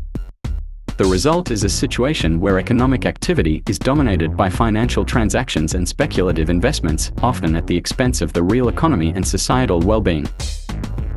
The decoupling of the money sequence of value from the foundational life sequence of value has led to a profit-oriented mindset that disregards social and environmental responsibility. This has contributed to a system where economic success is measured solely in terms of financial gain, often at the expense of sustainable development and the well-being of future generations. Realigning the focus back to the life interest is crucial for creating an economic system that prioritizes societal needs and fosters true progress. God doesn't make the world this way. We do. Economic doctrine has been muddled by a fundamental misunderstanding, the belief that the money sequence of value directly leads to the life sequence of value. This misconception arises from the notion that increased sales, rising gross domestic product, and other economic indicators automatically translate into enhanced well-being, leading to the assumption that GDP can serve as a reliable barometer of societal health. This confusion stems from the conflation of the money sequence of value, which encompasses monetary transactions and revenues from goods sold, with the life sequence of value, which represents the processes that sustain and enhance life. By conflating these two distinct sequences, economic theory has built in a fundamental flaw that becomes increasingly perilous as the money sequence of value becomes detached from actual value creation. Economics is not a science. This systemic disorder has dire consequences. As the money sequence of value diverges from the production of tangible value, it transforms into a self-perpetuating cycle of financial transactions that no longer reflect genuine economic activity. This decoupling leads to a situation where economic growth and financial gains are achieved without a corresponding increase in well-being or sustainability. In essence, the current economic system suffers from a structural flaw that renders it both unsustainable and detrimental to societal well-being. This systemic disorder poses a significant threat and demands urgent attention and fundamental restructuring. The insanity of our economic system, prioritizing profit over well-being, sustainability, and justice. In today's society, we often rely on economic indicators like GDP, CPI, and stock market value to measure our progress. However, these measures do not accurately reflect the well-being, happiness, trust, or social stability of a society. They only measure the flow of money and do not provide any insight into the quality of people's lives. Take GDP, for instance. Often touted as a measure of national prosperity, it simply reflects the total value of goods and services produced. Yet GDP does not differentiate between goods and services that contribute to our well-being and those that do not. For example, the GDP would increase if we spent more money on healthcare, even if it meant that people were getting sicker. This is because healthcare spending is counted as a positive contribution to the economy, regardless of whether it actually makes people healthier or not. GDP, CPI, and other economic indicators are important tools for measuring certain aspects of a country's economy. However, they do not provide a complete picture of our progress. To truly understand the well-being of our society, we need to look at a wider range of indicators, including measures of health, happiness, trust, and social stability. You have to create problems to create profit. The current economic system prioritizes profit generation over societal well-being. Saving lives, maintaining ecological balance, promoting justice and peace offer little financial gain within this paradigm. The saying "pass a law and create a business" epitomizes this mindset, as laws often lead to business opportunities, such as the proliferation of lawyers. Similar to how crime creates business, destruction in Haiti has resulted in lucrative opportunities. The United States incarceration rate reflects this profit-driven approach, with approximately 2 million people imprisoned. Private corporations, such as Corrections Corporation of America and Wackenhut, operate many of these prisons and profit from incarcerating individuals. Their stock prices rise based on the number of inmates, highlighting the perverse incentives of the system. This situation serves as a chilling illustration of how the current economic paradigm prioritizes profit over human welfare. It is crucial to challenge this paradigm and explore alternative economic models that prioritize human well-being, environmental sustainability, and social justice. Only then can we create a society that values life, balance, and justice over profit maximization. The global market system is built on the continuous flow of consumption to maintain its functionality. The three main actors in this system are the employee, the employer, and the consumer. Employees sell their labor to employers, who produce goods and services that are purchased by consumers. In order for the system to continue operating, there must be sufficient demand for goods and services to generate income for each of these actors. In theory, an economy is designed to be efficient and minimize waste. However, our current system, with its emphasis on consumption, promotes the opposite. It encourages the rapid depletion of finite resources, such as oil and minerals, which took millions or billions of years to form. This approach, known as ecocidal insanity, leads to the destruction of the environment and is unsustainable in the long term. The intent of the market system is to maximize consumption, not to preserve or economize. This is inherently at odds with the true purpose of an economy, which should be to efficiently allocate resources for producing and distributing essential goods that support life. Therefore, we need to shift our focus from promoting consumption to promoting efficiency and sustainability. This means developing a system that minimizes waste, conserves resources, and operates in harmony with the natural world. We need an economy that truly economizes. It's alarming how wasteful our current system is. Every level of life organization, from ecosystems to social programs and water access, faces crisis, challenge, decay, or collapse. Scientific research consistently supports this notion of widespread decline. It's almost impossible to name a life form that isn't threatened or endangered. This realization can be overwhelming, leading to feelings of despair. Unfortunately, we have yet to fully comprehend the underlying mechanisms responsible for this pervasive decline.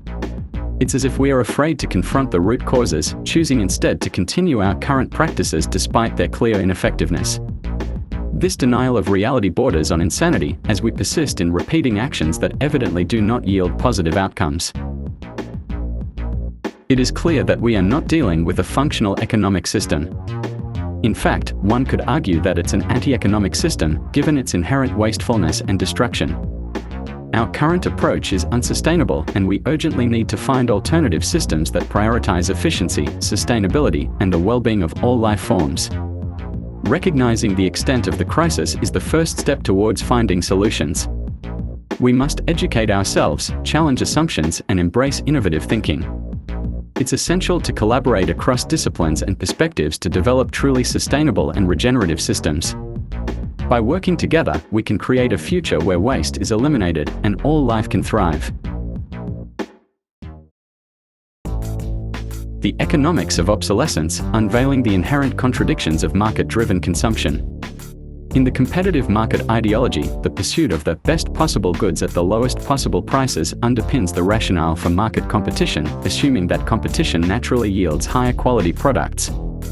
Logically, if one were to construct a chest of drawers from scratch, it would be fashioned from durable, top-notch materials for long-lasting use. However, within the market domain, such rationality isn't just unfeasible, it's inconceivable. It becomes mathematically impossible to produce the most advanced, efficient, and sustainable products because the competitive market necessitates cost efficiency at every stage, from labor to materials. This inherent cost-cutting strategy results in what can be termed as intrinsic obsolescence, ensuring that everything produced is immediately inferior, sustaining a cyclical consumption pattern. Amidst this, a deeper and lesser-known principle governs market economics: nothing produced can outlast cyclical consumption. This notion propels the strategy of planned obsolescence, a deliberate design to ensure products break down, expire, or become obsolete within a specific timeframe. Corporations obscure this strategy within the phenomenon of intrinsic obsolescence while dismissing potentially sustainable technological advancements. Planned obsolescence ensures that longer-lasting goods are counterproductive for the market system, directly linking product sustainability to economic growth's inverse. The glaring reality underscores this system's inefficiency: landfills cluttered with short-lived electronic gadgets, laden with precious yet difficult-to-mine materials, discarded due to minor malfunctions or obsolescence. Despite the potential for repair or upgrades, economic efficiency contends against such practicalities. Sustainability, preservation, and efficiency emerge as adversaries to the economic system, evident in a sea of wasteful landfills, a stark illustration of the system's operational reality in stark contrast to physical, finite resources. The implications extend beyond material goods into the service industry, where there's no monetary incentive to resolve existing issues. The medical field, for instance, doesn't financially benefit from curing diseases like cancer, which would reduce jobs and revenues. Similarly, within the system's parameters, crime, terrorism, and war industries are economically viable. Crime perpetuates employment in law enforcement and generates revenue from security and privately owned prisons. Also, the war industry, notably in America, thrives on production for destruction and reconstruction, a profitable cycle witnessed in events like the Iraq War, where billion-dollar contracts fueled economic growth despite societal losses. The paradox surfaces in the rise of GDP, often indicating an increase in necessity, contrived or real, resulting inherently in inefficiency. Increased necessity directly correlates to increased inefficiency, perpetuating a system where economic sustenance thrives on environmentally detrimental attributes, fostering a stark contradiction between economic sustainability and social good. A shooting war is better for business. Which is more obscene? Sex or war? Why is it that there is a gun shop on almost every corner in this community? I'll tell you why. For the same reason that there is a liquor store on almost every corner in the black community. Why? They want us to kill ourselves. Manufactured desires, the consumer culture conundrum. The American dream, heavily reliant on consumerism, is deeply entrenched in the fabric of society. Mainstream media and commercial advertising play pivotal roles in perpetuating this ethos, promoting an insatiable desire for material possessions as the cornerstone of happiness. However, the truth lies far from this narrative. Despite the mounting evidence against the fulfillment found in material wealth, people continue to adhere to this ideology, leading to ecological repercussions. This adherence isn't merely a choice but a result of systematic conditioning, classical and operant conditioning methods intricately woven into advertising strategies. Companies boast about their ability to embed brand consciousness even in infants, shaping consumer behaviors from an incredibly young age. This manipulation of values and desires is a reflection of a societal disorder, fostering a distorted perception of fulfillment and contentment. The malleability of the human mind is showcased in the world of commercial advertising. People, influenced by environmental stimuli and reinforced messages, become conditioned to consume. The concept of status, often associated with certain brands, drives consumers to spend exorbitant amounts on products that may have minimal intrinsic value. Traditional communal traditions, fostering trust and cohesiveness, have been reshaped by acquisitive materialistic values. The annual exchange of useless items during holidays exemplifies this shift. Compulsive shopping and acquisition become common when societies condition individuals from childhood to associate material goods with status among peers and family. The foundation of any society rests on its values. In our current societal structure, conspicuous consumption is essential for the continuation of the market system. This drives corporations to invest heavily in advertising, prioritizing the creation of false needs over the production of products. The consumer culture we witness today is a manufactured construct designed to drive higher levels of consumption. Corporations exploit this by spending more resources on advertising than on product creation itself. They successfully manipulate consumers into feeling the need to fill these manufactured gaps, perpetuating the cycle of consumption.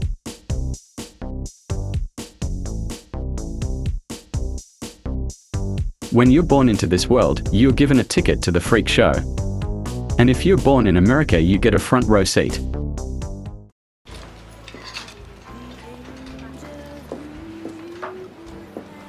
Anything I can help you with? Yes, I'm looking for clothes so expensive only an idiot would buy them. Oh, there they are.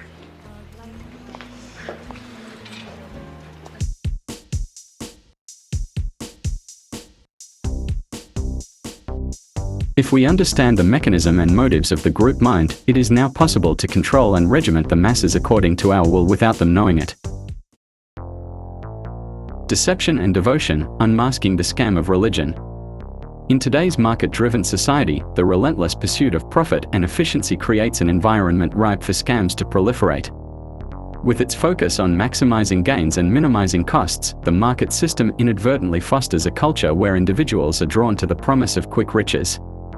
Scams capitalize on this desire for rapid wealth accumulation, presenting themselves as attractive opportunities for those seeking immediate financial success. Within this landscape, scams find fertile ground to thrive, exploiting loopholes and vulnerabilities in the system to generate substantial profits in remarkably short periods. As a result, the allure of quick wealth perpetuates a cycle of deception and exploitation, undermining trust and integrity within the market framework. Although money and trade are a religion, the well-known religions of the world are the greatest scams on earth. They rely on deception to exist. Religion is a for-profit business. God is all-powerful yet is still weak enough that he needs money. Yet even when a religion isn't about making money, it is definitely about oppression and control through lies. If it's not someone oppressing you directly, it's about punishing yourself with superstitious blind belief. This brainwashing serves as a distraction from obtaining world peace. The concept of God is actually a contradiction in logic. In the Bible, God is described as an entity which speaks, while simultaneously is everywhere or omnipresent. So God actually mirrors the Santa Claus superstition that is told to children. Religion embraces repulsiveness and also has a focus on death worship with a focus on what happens after you die, and afterlife being more important than your life, because again, religion is mind control. Hence religion is fear-based, not love-based like true science is. A religion is born out of poverty and ignorance, so it can only promote poverty and ignorance. Religion will use the truth as bait. It will say something truthful like, love and fear cannot coexist. Yet you have to wonder what kind of love they are talking about when religious people kill people who either don't conform, or kill people because of a superstitious reason. In India they believe ingesting cow dung and cow urine has medical benefits. There is no scientific evidence to support this claim. So religion is deceptive, insane shit. A religious person will do mental gymnastics and say things like, just because someone like Peter Popoff is proven to be a scam, this doesn't prove God doesn't exist. Scam artists like Peter Popoff will be punished in hell. Well, it actually does prove God doesn't exist. Such a statement shows a misconception about reality. The scientific reality is that fire needs a fuel to burn. According to some sources, the character Jesus Christ might have come from older beliefs, possibly from the Egyptian god Horus. The Christian religion is a parody on the worship of the sun, in which they put a man called Christ in the place of the sun, and pay him the adoration originally paid to the sun. But more blatantly obvious is that Jesus Christ is copied from the Old Testament, from the character Joseph mentioned in Genesis. This is considering the 60 similarities between Joseph and Jesus. The stories are different, but there are similarities between the stories in artistic or creative ways. To quote George Lucas, it's like poetry, they rhyme. The reason it's written in a particular way or copied from the Old Testament is because whoever wrote it knew what works and what doesn't regarding manipulating people. In George Orwell's dystopian novel 1984, Winston grapples with forbidden love for Julia, a fellow rebel. Their passion defies the oppressive regime of Big Brother, which seeks to control every aspect of their lives. However, as the story unfolds, Winston's love is crushed, and he is coerced into adoring Big Brother, an emblem of the totalitarian state. This haunting transformation mirrors the psychological torment faced by heterosexual men who are pressured to embrace religious dogma, even if it conflicts with their true feelings. The parallel between Winston's fate and the enforced devotion to Jesus underscores the power dynamics inherent in both political and religious systems, where love can be weaponized or manipulated to maintain control. Some people hearing that statement will have a knee-jerk reaction and claim I'm against homosexuality, but to make things clear, I'm against the use of torture to control people. The irony of religion is while it has homosexual themes like wanting heterosexual men to love Jesus, they are also against homosexuality. So religion is perfected mind control as it promotes cognitive dissonance. Religion is about oppression, plain and simple. You're not allowed to eat meat on a certain day because you must punish yourself pointlessly and make a meaningless, superstitious sacrifice to Buddha. If someone draws Muhammad, they must be eliminated. If someone criticizes Scientology, Scientologists must attack their critics. Also, religious scams have official websites, and the word official is strongly related to the word authority. A religion will present a hierarchical view of reality, which is in line with the concept of copyright. So the Book of Mormon and Scientology's book, Dianetics, are under copyright. The so-called sacred apparently needs legal, intellectual property protection. To this day I find it remarkable that anybody even at the most remote podunk field office of the FBI thought that a fitting use for taxpayer dollars was investigating people for criminal theft on the grounds that they had made the law public. How can you call yourself a lawman and think that there can possibly be anything wrong in this whole world with making the law public? Lighthouses are more useful than churches. Religion can never reform mankind because religion is slavery. Religion is politics. There is no humor in religion because they are under the impression that they must take nonsense seriously. Terms like scientism, the idea that science is a religion, are terms used by religious people in an attempt to discredit the scientific method. And those people who try to discredit the scientific method will ironically use a device made by science to do that. The law of the Lord is a perfect scam. Soulless aesthetics, the market's grip on artistic expression. In a market-driven world, aesthetics often bow to cost efficiency, yielding an abundance of ugly art, architecture, and music. Yet, amidst this sea of soullessness, we find resistance in the form of graffiti, a voice against uninspired structures. The prevalence of unconventional art questions the market's grasp on beauty, favoring contemporary tastes over timeless resonance. However, the essence of art lies not in mere aesthetics but in its ability to enrich and inspire. Ugly art, lacking in depth, reflects a system that prioritizes profit over the profound impact of artistic expression.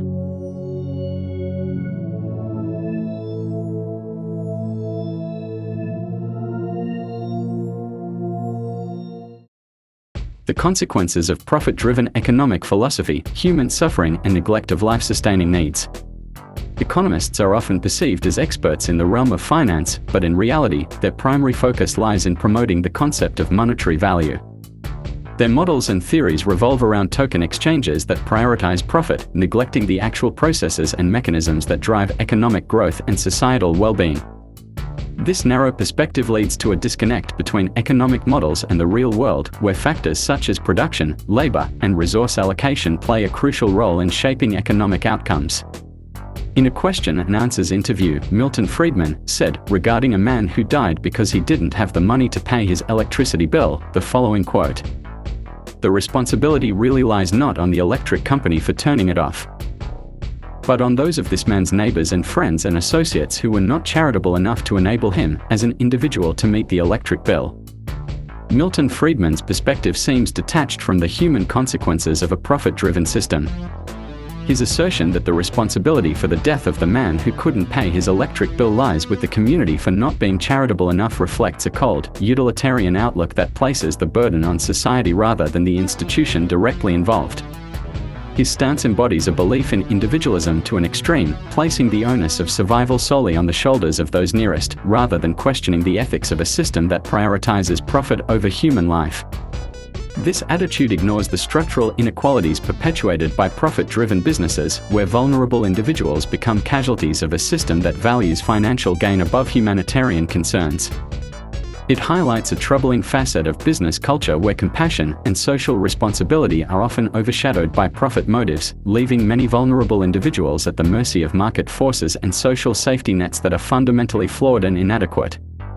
Poverty, inequality, and a lack of access to nutritious food are the root causes of why every 5 seconds, a child somewhere in the world dies from hunger and malnutrition.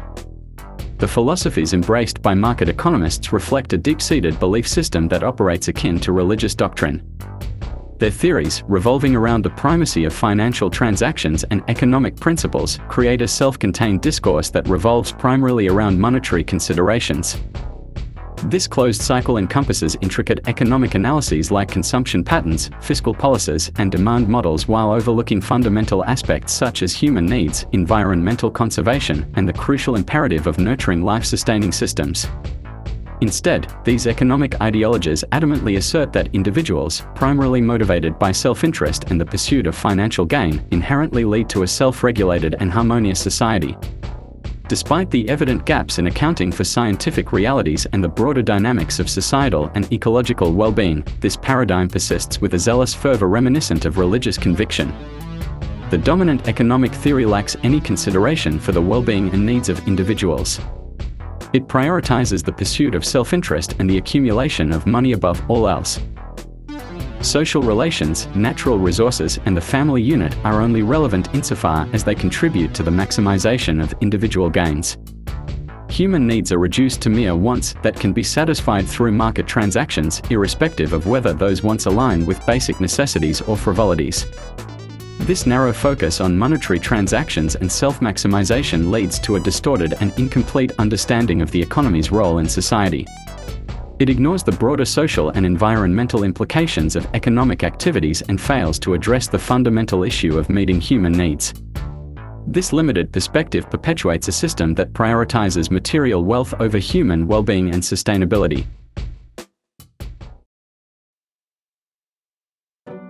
The monetary system, a debt-fueled Ponzi scheme on a finite planet.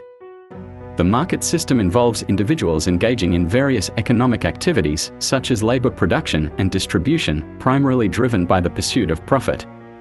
In contrast, the monetary system represents a set of policies established by financial institutions that influences the conditions of the market system.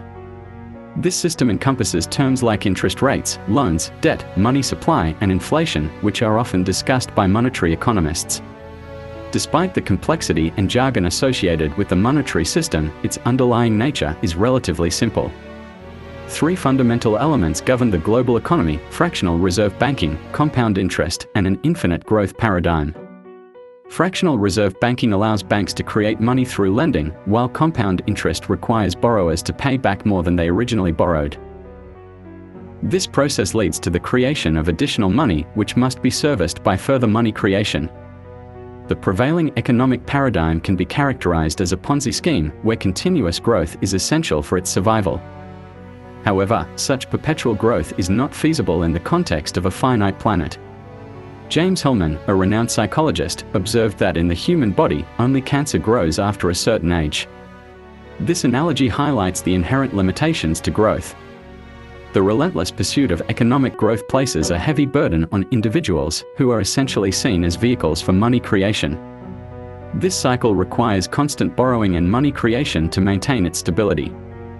However, the current global economic crisis underscores the fragility of this system and its inability to sustain infinite growth on a finite planet. The monetary system is fundamentally underpinned by debt, a reality that shapes the entirety of the economy. Money, in its essence, originates from debt, whether in the form of bonds, loans, or credit transactions. This monetary creation tied to debt establishes a unique scenario where if all outstanding debt were instantly repaid, there wouldn't exist a single dollar in circulation. Additionally, interest charged on loans compounds this problem as the money required to settle the interest doesn't exist in the money supply but is necessary to cover the interest charges, inevitably leading to an ever-increasing money supply and, consequently, inflation. The entire world economy rests on the consumer. If he ever stops spending money he doesn't have on things he doesn't need, we're done for. If there were no debts in our money system, there wouldn't be any money.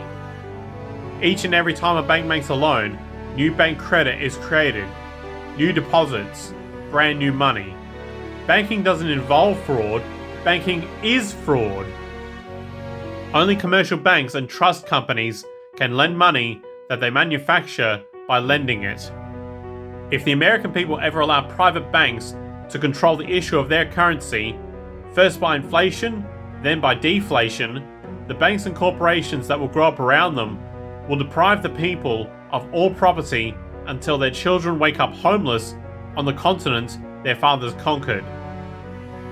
The study of money, above all other fields in economics, is one in which complexity is used to disguise truth or to evade truth, not to reveal it. The process by which banks create money is so simple that the mind is repelled. The issue which has swept down the centuries and which will have to be fought sooner or later is the people versus the banks. Permit me to issue and control the money of a nation, and I care not who makes its laws. Power tends to corrupt, and absolute power corrupts absolutely. This system's dynamics inevitably lead to inflation and bankruptcy. The perpetual increase in the money supply to cover interest charges invariably causes inflation, a trend witnessed globally. Moreover, bankruptcy looms over individuals, businesses, and even countries, arising when interest payments become insurmountable. However, within this scenario, the system is rigged to favor corporations and those in power. Debt effectively creates a workforce entrapped in financial obligations, making them more likely to accept low wages, turning individuals into easily exploitable resources for corporations. And I said, look, we'd like to ask you to work for us for 50 cents a year, and if you would devote at least 20 hours a week. This same concept extends to countries where global entities like the World Bank and the IMF offer significant loans at high interest rates, eventually exerting control and exploitation when nations fall into insurmountable debt. The stock market serves as a unique amalgamation of the monetary and market systems, deviating from the tangible production of goods and services. Instead, it operates by buying and selling money itself, even trading debt for profit. Complex financial instruments like credit default swaps and collateralized debt obligations further compound this issue, allowing for the commodification and manipulation of debt for financial gain. The interconnectedness between the stock market, Wall Street, and the monetary system has birthed an unprecedented level of irrationality and instability within the economy, showcasing a distorted version of value driven by the money sequence. The editorial Lessons of the Brain-Damaged Investor sheds light on a disturbing reality within Wall Street and the financial markets. It outlines how individuals with diminished empathy, often due to slight brain damage, perform better as investors. This detachment from empathy allows for decisions and trades to be executed without consideration for their impact on fellow human beings. Consequently, Wall Street fosters a culture that breeds individuals lacking in empathy, transforming them into robotic traders devoid of ethical concerns or moral considerations. To exacerbate this trend, financial institutions now opt for algorithmic trading, employing computerized systems that engage in high-frequency trading. These systems, exemplified by Goldman Sachs' collocated computer, engage in trading strategies that exploit minute price differences, reaping immense profits through tactics that, statistically, seem impossible. The pervasive culture of corruption within Wall Street and financial institutions perpetuates fraudulent practices as the norm rather than an exception. Bribes flow upward within the hierarchy, from brokers to compliance officers, ultimately facilitating an environment where compliance with the law becomes a transactional affair.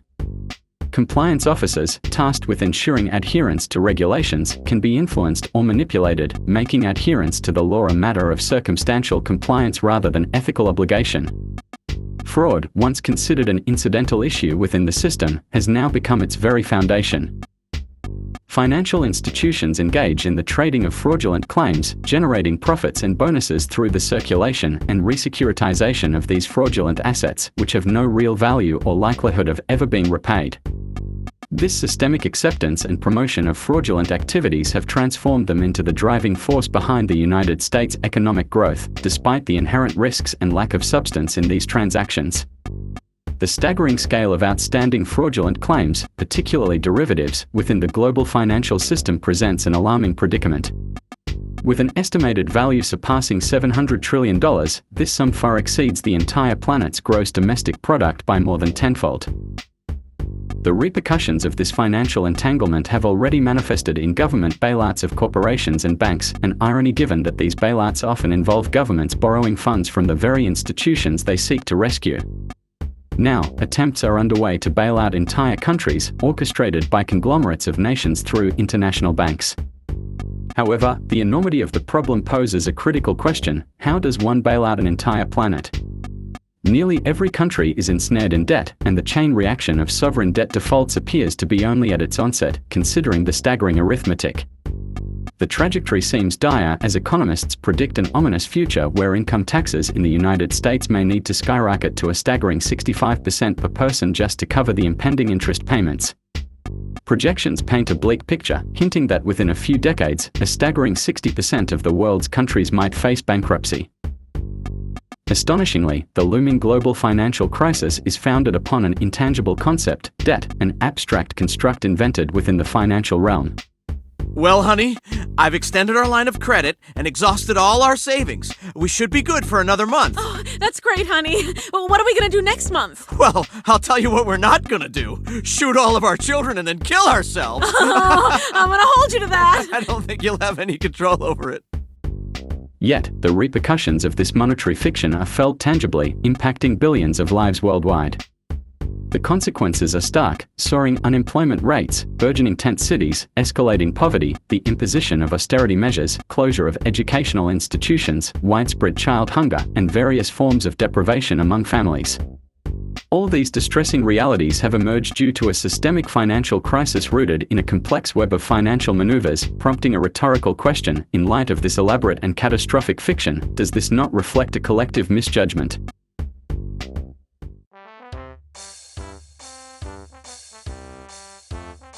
Yo, Earth, what's with the long face? Oh, hey, Mars, I'm just, struggling with some stuff. Same old, same old. You're gonna ask for a favor again, aren't you? Well, you see... Alright, what's this? Earth, you better not be here begging for resources again. Look, I know I've been a little careless lately, but... No buts! You're always making things designed to break, making a mess, and then expecting us to bail you out. Grow up, man. Earth, you've got to start taking care of yourself. You know you've got plenty of resources. You've just got to use them more wisely instead of mindlessly consuming them. Yeah, I know. I just need a little help. Well, you're not going to exhaust all our resources too, so we're cutting you off. Come on, guys. Wait, guys, come on, I can change. I promise. I'll give up the market as soon as I've made enough profit to retire on. The corrosive consequences of inequality, how the monetary market paradigm impacts public health and societal well-being.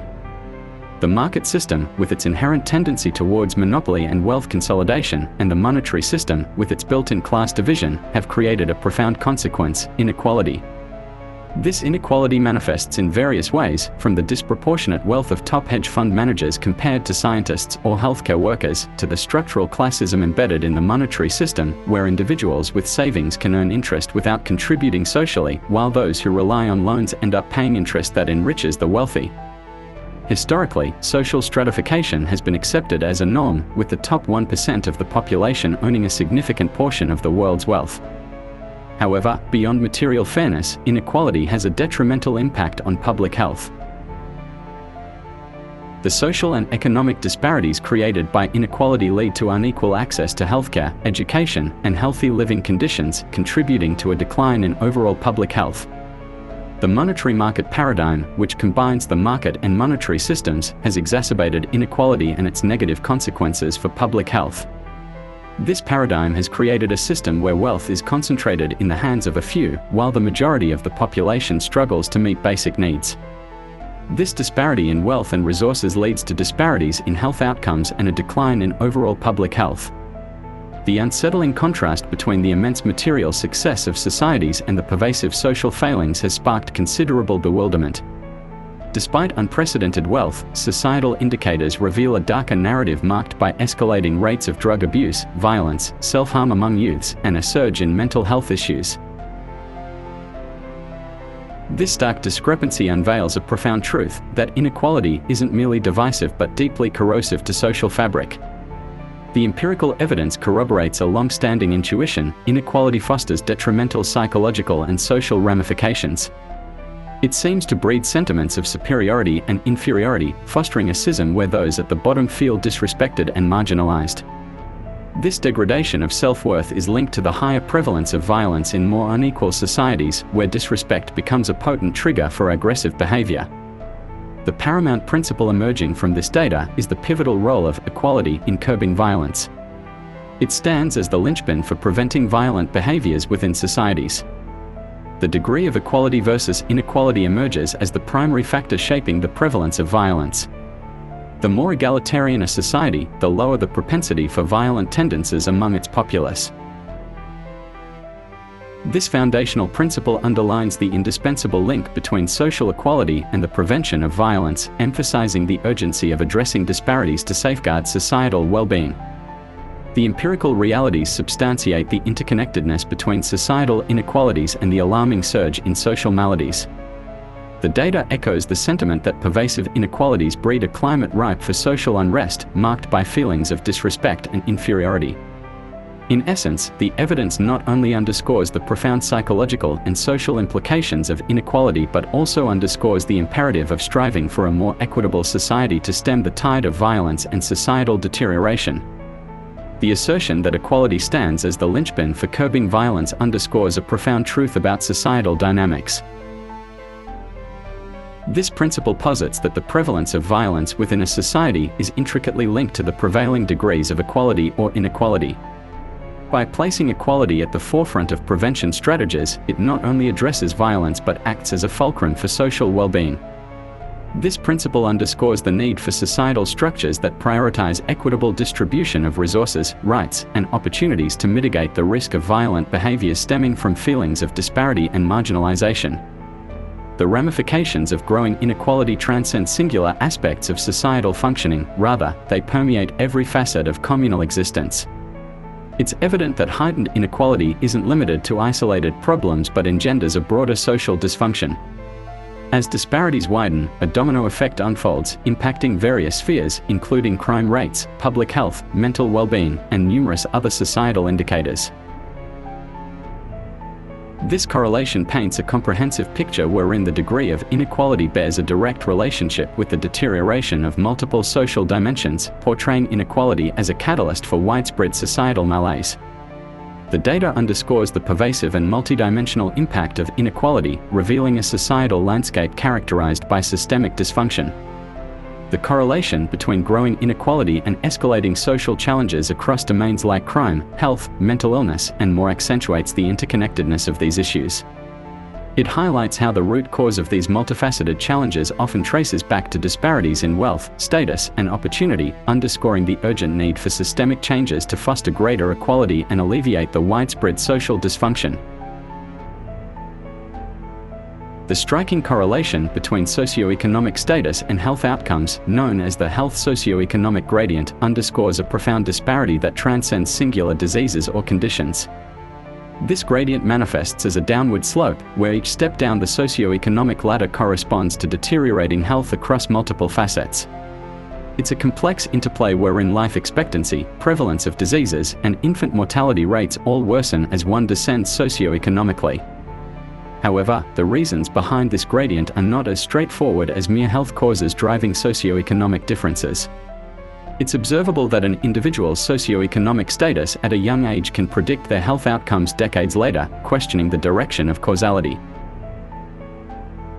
Contrary to simplistic explanations attributing the health gradient solely to healthcare access or lifestyle risk factors like smoking and drinking, a deeper truth emerges: the profound impact of stress associated with poverty.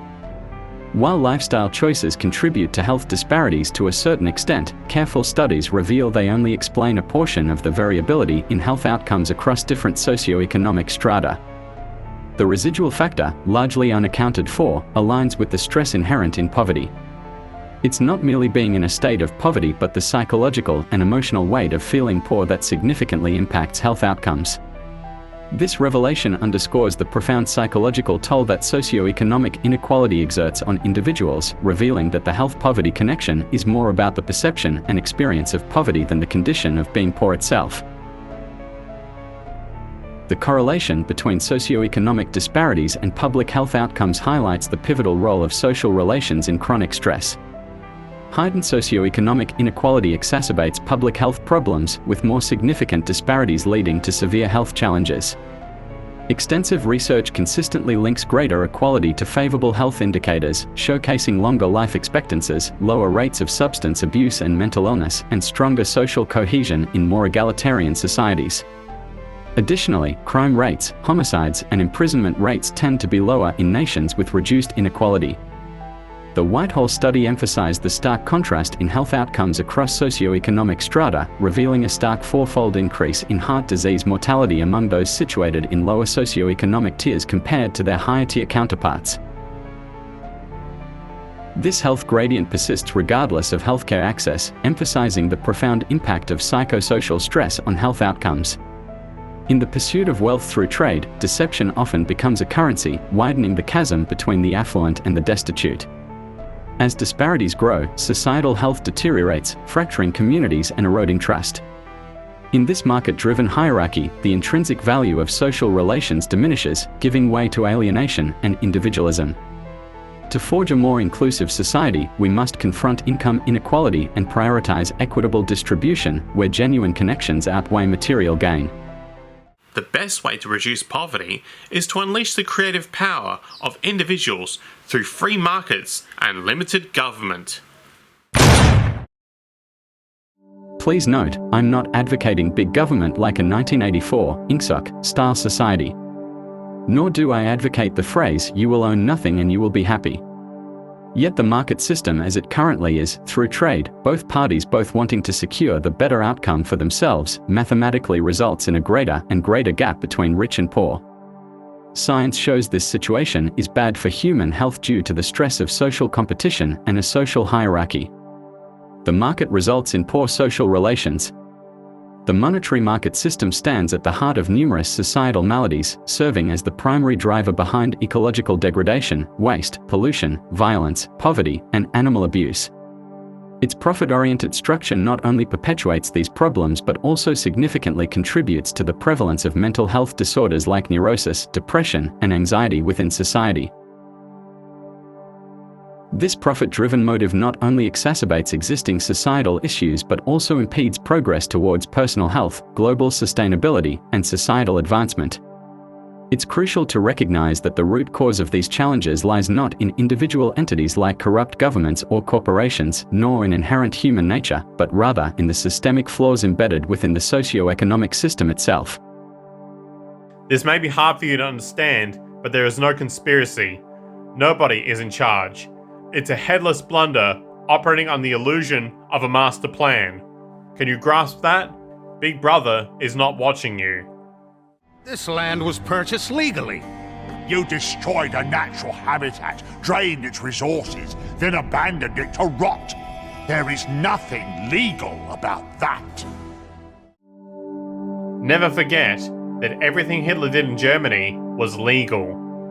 Consequently, meaningful change can only be achieved through systemic transformation, which prioritizes values such as equity, sustainability, and collective well-being over profit margins. Such systemic change is imperative to address these pressing societal issues effectively and pave the way for a more equitable and sustainable future.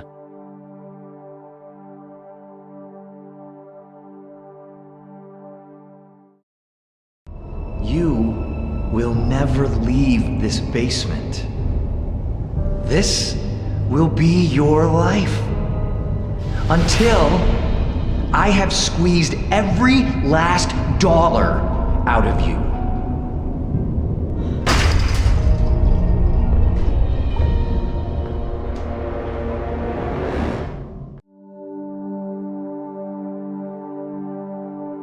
Religion, the dominion of the human mind. Property, the dominion of human needs. And government, the dominion of human conduct, represent the stronghold of man's enslavement and all the horrors it entails. You can't have capitalism without racism. Patriotism is a form of racism. And now, please stand for the Australian National Anthem. Oh, United States, it is really fucking great. Oh, United States, it is the best fucking place. Oh, Mitt Romney rules. I am glad he is president of the United States. It is the best fucking place.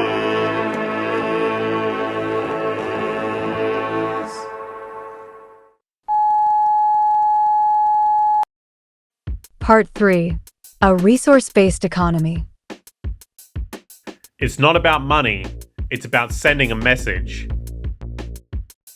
In the wake of unprecedented advancements in science and technology, a glaring disparity emerges between the rapid progress in technological spheres and the lag in corresponding advancements within social, economic, and political realms.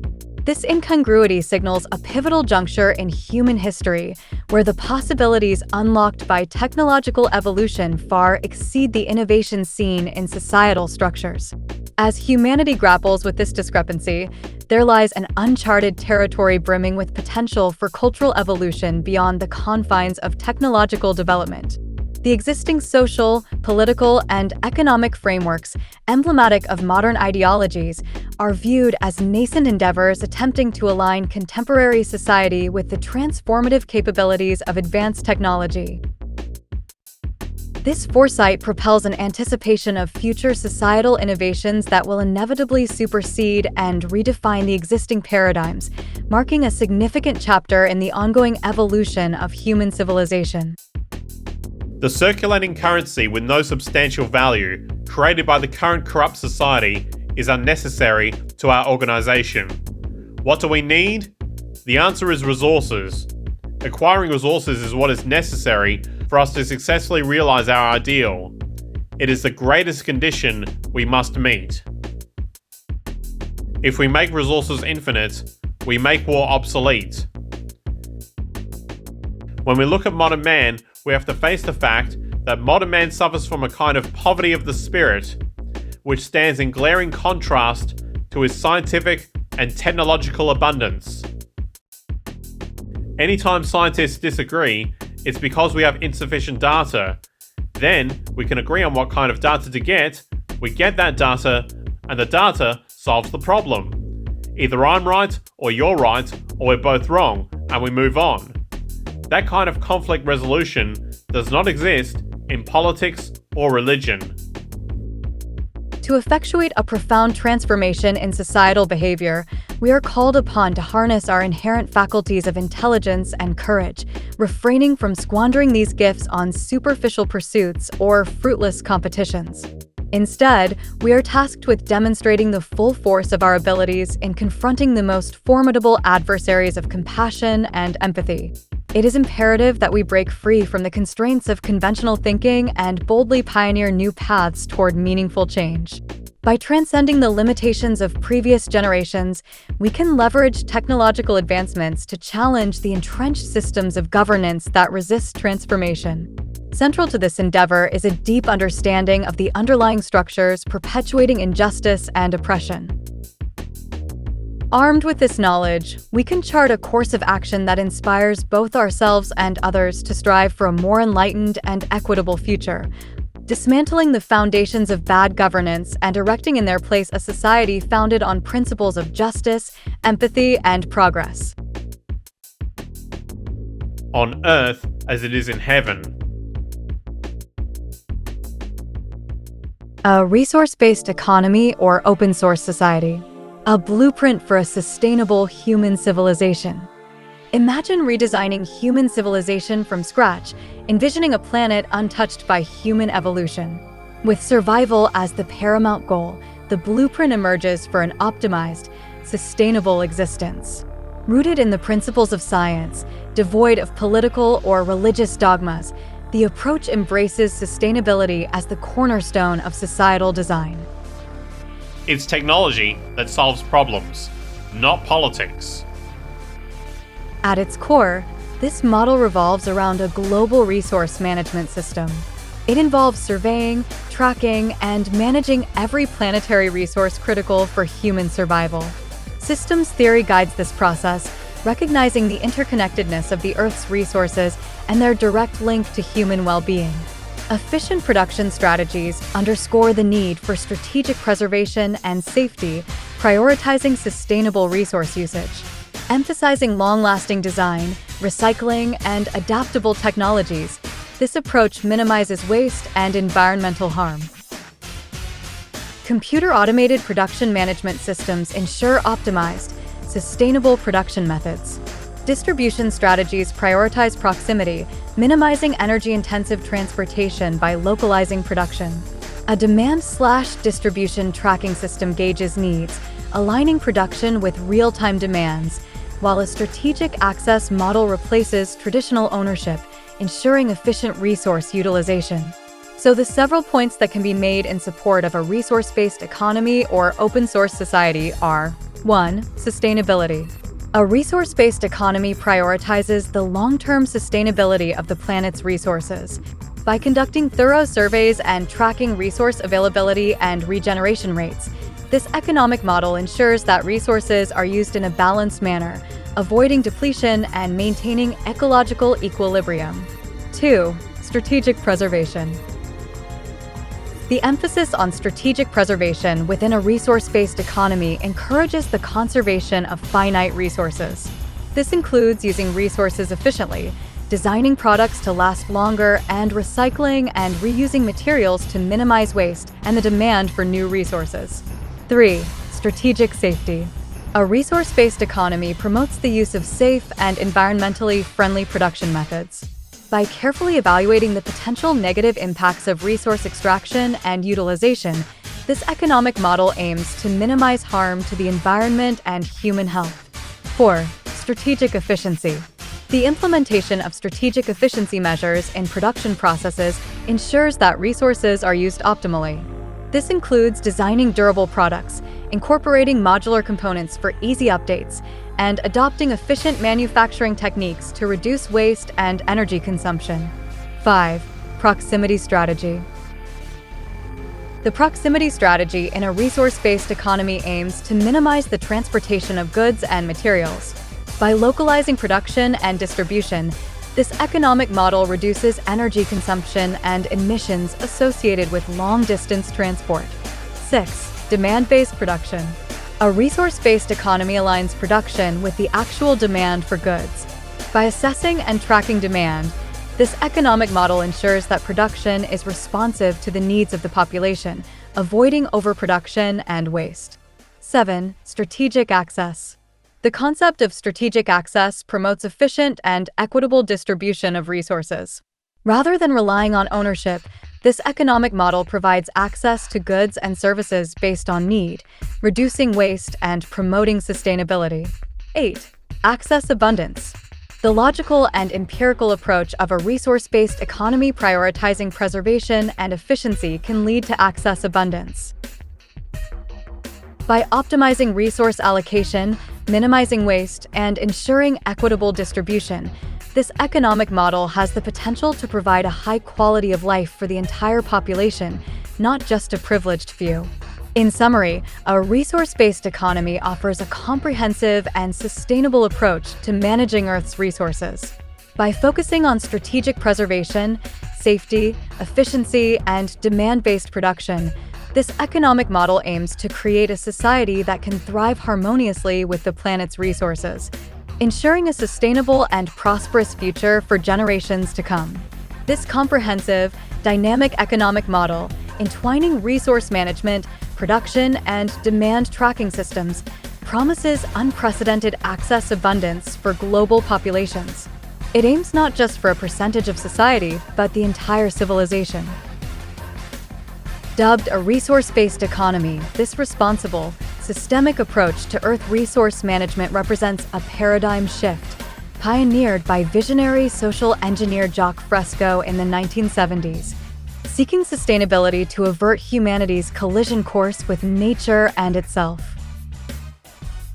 The entire money-structured and materialistic-oriented society is a false society.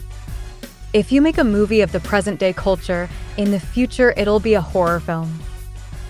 Science often faces criticism for being perceived as cold or overly analytical.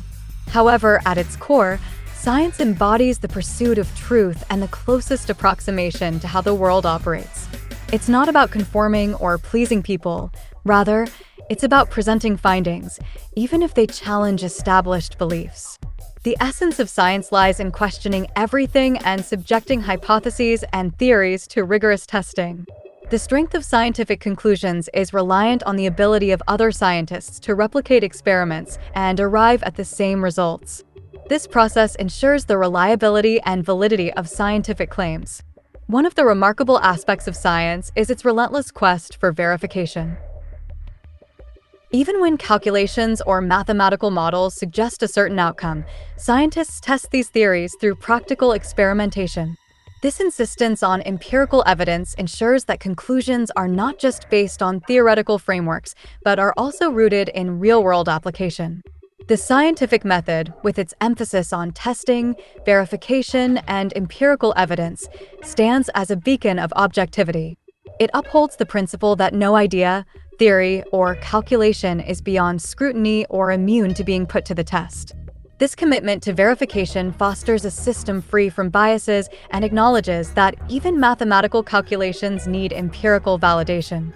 In a world where decisions often shape policies, societal norms, and even personal choices, the endorsement of research-based decision-making emerges as a fundamental principle. Every system, idea, or decision that can be tested and validated should be, ensuring that conclusions are grounded in evidence rather than conjecture or subjective opinions. Therefore, the reliance on research-driven insights becomes essential for informed and rational decision-making. In a world plagued by complex societal issues, the concept of a resource-based economy emerges as a compelling solution. Rooted in scientific principles, a resource-based economy operates on the fundamental belief that society is a technical invention, and its optimization lies within the realm of science and technology. Just as there is no political or ideological way to build a train, an automobile, an airplane, etc., there is no subjective or arbitrary approach to creating a sustainable and harmonious society. At its core, a resource-based economy recognizes that nature is the ultimate reference point against which we validate our scientific understanding. Nature's laws are immutable, and our well-being depends on aligning ourselves with these principles. Much like the law of gravity dictates that we cannot walk on walls, certain fundamental human needs are non-negotiable. Access to clean air, nutritious food, and a stable, nurturing environment is essential for our physical and mental health, our evolutionary fitness, and ultimately, the survival of our species. A resource-based economy operates on the premise that all decisions should be based on optimized human and environmental sustainability. This approach transcends political or religious ideologies, as it is grounded in the empirical realities of human needs. There is no cultural relativism or room for subjective opinions when it comes to basic necessities. In a resource-based economy, societal well-being is measured by tangible indicators such as health, education, and environmental sustainability. The focus shifts from monetary wealth accumulation to the creation of a harmonious society where all individuals have equal access to the resources they need to thrive. Technology and scientific advancements play a crucial role in optimizing resource allocation, reducing environmental impact, and ensuring the equitable distribution of goods and services. The transition to a resource-based economy requires a fundamental shift in perspective. It challenges the prevailing notion that economic growth is the ultimate measure of societal progress. Instead, it emphasizes the importance of creating a society that is both sustainable and resilient, where the well-being of all members is prioritized over the pursuit of profit. A resource-based economy is not a utopian ideal, but a practical and achievable goal, guided by the principles of science, technology, and a deep respect for the natural laws that govern our world. A resource-based economy stands on the foundation of utilizing available resources efficiently. The concept encompasses a comprehensive systems approach that begins with assessing the resources within a given area before initiating any significant human settlement or construction. It goes beyond mere architectural or design-focused planning. Instead, it prioritizes a holistic understanding of what's necessary to enhance human life. This integrated way of thinking involves considering fundamental human needs: food, clothing, shelter, warmth, emotional support, recognizing that depriving individuals of any of these essentials diminishes their capacity to function fully. By conducting an inventory and understanding what resources an area can provide, a resource-based economy aims to ensure that human settlements are designed and constructed in a way that meets these essential requirements, fostering the development of fully capable individuals within a sustainable environment. The Circle City, envisioned by Jacques Fresco as part of a resource-based economy, offers significant benefits in promoting sustainability, efficiency, and well-being. Here are some key advantages of the Circle City model. 1. Sustainable resource management. The Circle City operates on a systems approach to resource extraction, production, and distribution, prioritizing efficiency and sustainability. It integrates renewable energy sources, hydroponic and aeroponic farming, and waste recycling systems, reducing environmental impact and ensuring long-term resource availability. 2. Elimination of waste. The city's design minimizes waste through automated transportation and goods delivery systems, reducing the need for individual vehicles and mail delivery. Pneumatic tubes and conveyors optimize resource allocation and eliminate the need for rubbish collection. 3. Reduce transportation-related deaths. Automated. Driverless cars integrated into the city's transportation network enhance safety and reduce the number of transportation-related accidents, preventing unnecessary deaths and injuries. And not just driverless cars, but trains that are designed to be part of the city architecture. And when the train stops at a station, the train becomes an elevator or lift, and the compartments move to their needed floor. Jacques Fresco called these transfers. 4. Efficient food production. Vertical farms utilizing hydroponics and aeroponics significantly reduce water and nutrient requirements in food production. This approach eliminates the need for pesticides and minimizes environmental pollution, resulting in sustainable and abundant food production within the city. 5. Integrated energy generation. The energy belt utilizes renewable energy sources like wind, solar, geothermal, tidal, and wave power to meet the city's energy demands. Excess energy is stored in supercapacitors, ensuring uninterrupted power supply and eliminating energy waste. 6. Localized production. The industrial belt facilitates localized production of goods, reducing the need for long-distance transportation and promoting self-sufficiency within the city. Demand for goods is generated locally, and raw materials are obtained through a global resource management system. 7. Automation of labor. The city embraces automation and mechanization in various sectors, optimizing labor efficiency and reducing the need for manual labor. This technological advancement enhances productivity and frees up individuals to pursue creative and fulfilling endeavors. The Circle City model offers a comprehensive approach to sustainable living, promoting resource conservation, reducing waste, and enhancing human well-being through efficient systems, renewable energy, and technological advancements. It provides a vision for urban planning that prioritizes environmental sustainability, social equity, and technological innovation, creating a thriving and resilient community for the future. The pervasive influence of automation in our lives is undeniable. Look around, and nearly everything we interact with is a product of automated construction. From the shoes we wear to the vehicles we drive, technology's touch is omnipresent.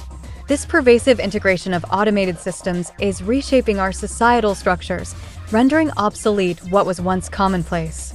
The trajectory of technological development has been steep, heading swiftly toward increased automation. Each societal shift, from the agricultural to the industrial revolution and now the information age, has been steered by technological innovations, particularly those automating labor. As we move forward, mechanization has transcended mere assembly, transitioning into a sophisticated process crafting entire products seamlessly. This relentless march toward automation characterizes the trajectory of human civilization, marking each milestone with the ascent of technology. The evolution from rudimentary tools to advanced electronics and computers exemplifies our inexorable march toward automation. Our world continues to undergo transformative changes, propelled by advancements that redefine our systems of production. Mechanization, now at the vanguard of innovation, is no longer content with piecing together disparate components, but instead redefines creation itself, streamlining the process to yield comprehensive products in singular, efficient endeavors. In a high-tech, resource-based economy, the prospect of automating roughly 90% of existing occupations is a conservative estimate. This seismic shift would liberate humans from the drudgery of labor, presenting an opportunity to embrace life beyond mere servitude. The essence of technology lies precisely in this emancipation, affording individuals the chance to engage in pursuits that transcend mere toil. This fundamental shift from menial occupations toward a society more aligned with technological efficiency embodies the true promise of technological advancement. The RepRap project encapsulates a stunning amalgamation of biology and engineering. Exploring the concept of machines mirroring biology's ability to copy itself, RepRap, a three-dimensional printer, stands out by not just producing objects, but by making most of its own parts. It symbolizes a groundbreaking stride in technology, revolutionizing traditional manufacturing by ushering in an era of self-replication. Its potential spans far beyond printing everyday items. It could redefine industries, from fashioning household goods to fabricating entire automobile bodies in a single swift print. This innovation heralds a transformative era where automated 3D printing isn't merely a tool, but a catalyst reshaping the landscape of production across multiple domains. Contour crafting signifies a seismic shift in construction technology, effectively using 3D printing to fabricate entire homes based on computer models. This breakthrough innovation hints at a future where a 2,000 square foot residence could materialize in a single day, solely through machine-based construction. The rationale behind automating construction is multifaceted, addressing critical concerns embedded within traditional practices. Labor-intensive construction not only offers jobs, but also entails severe safety hazards, surpassing even the risks posed by mining and agriculture, leading to high fatality rates globally. Furthermore, the inefficiencies in construction methods generate colossal waste, with the average U.S. home producing tons of discarded materials, accentuating the significant environmental impact and resource depletion that construction contributes to globally. The adoption of archaic construction methods using manual labor, given our technological advancements, seems increasingly outdated and reminiscent of the manufacturing industry's labor class displacement in the United States. Economist David Otter's study from MIT highlights the looming obsolescence of the middle class, signaling an inevitable transition driven by automation. This paradigm shift not only applies to manufacturing, but also extends to construction, where automation offers a solution to the sector's inherent challenges, revolutionizing an industry tethered to outdated methods and contributing significantly to resource wastage and environmental harm. The swift progression of mechanization has revolutionized nearly every sector, rendering human labor increasingly obsolete. With machines working tirelessly, efficiently, and without the need for rest or benefits, the superiority of mechanization over human labor is evident. This transformation, termed technological unemployment, is fundamentally reshaping global employment patterns, causing the shift away from labor-intensive sectors and catalyzing economic crises worldwide. The service sector, employing over 80% of the American workforce, is now succumbing to automation, further fueling the unemployment crisis. As industries mechanize to cut costs, they inadvertently reduce purchasing power, intensifying economic disparity. The prevailing labor for income model is slowly fading, with automation poised to replace a staggering 50% of the global workforce by 2045. A society with highly sophisticated technology, food production, transport, communications, medicine, an era when everything was done by machines.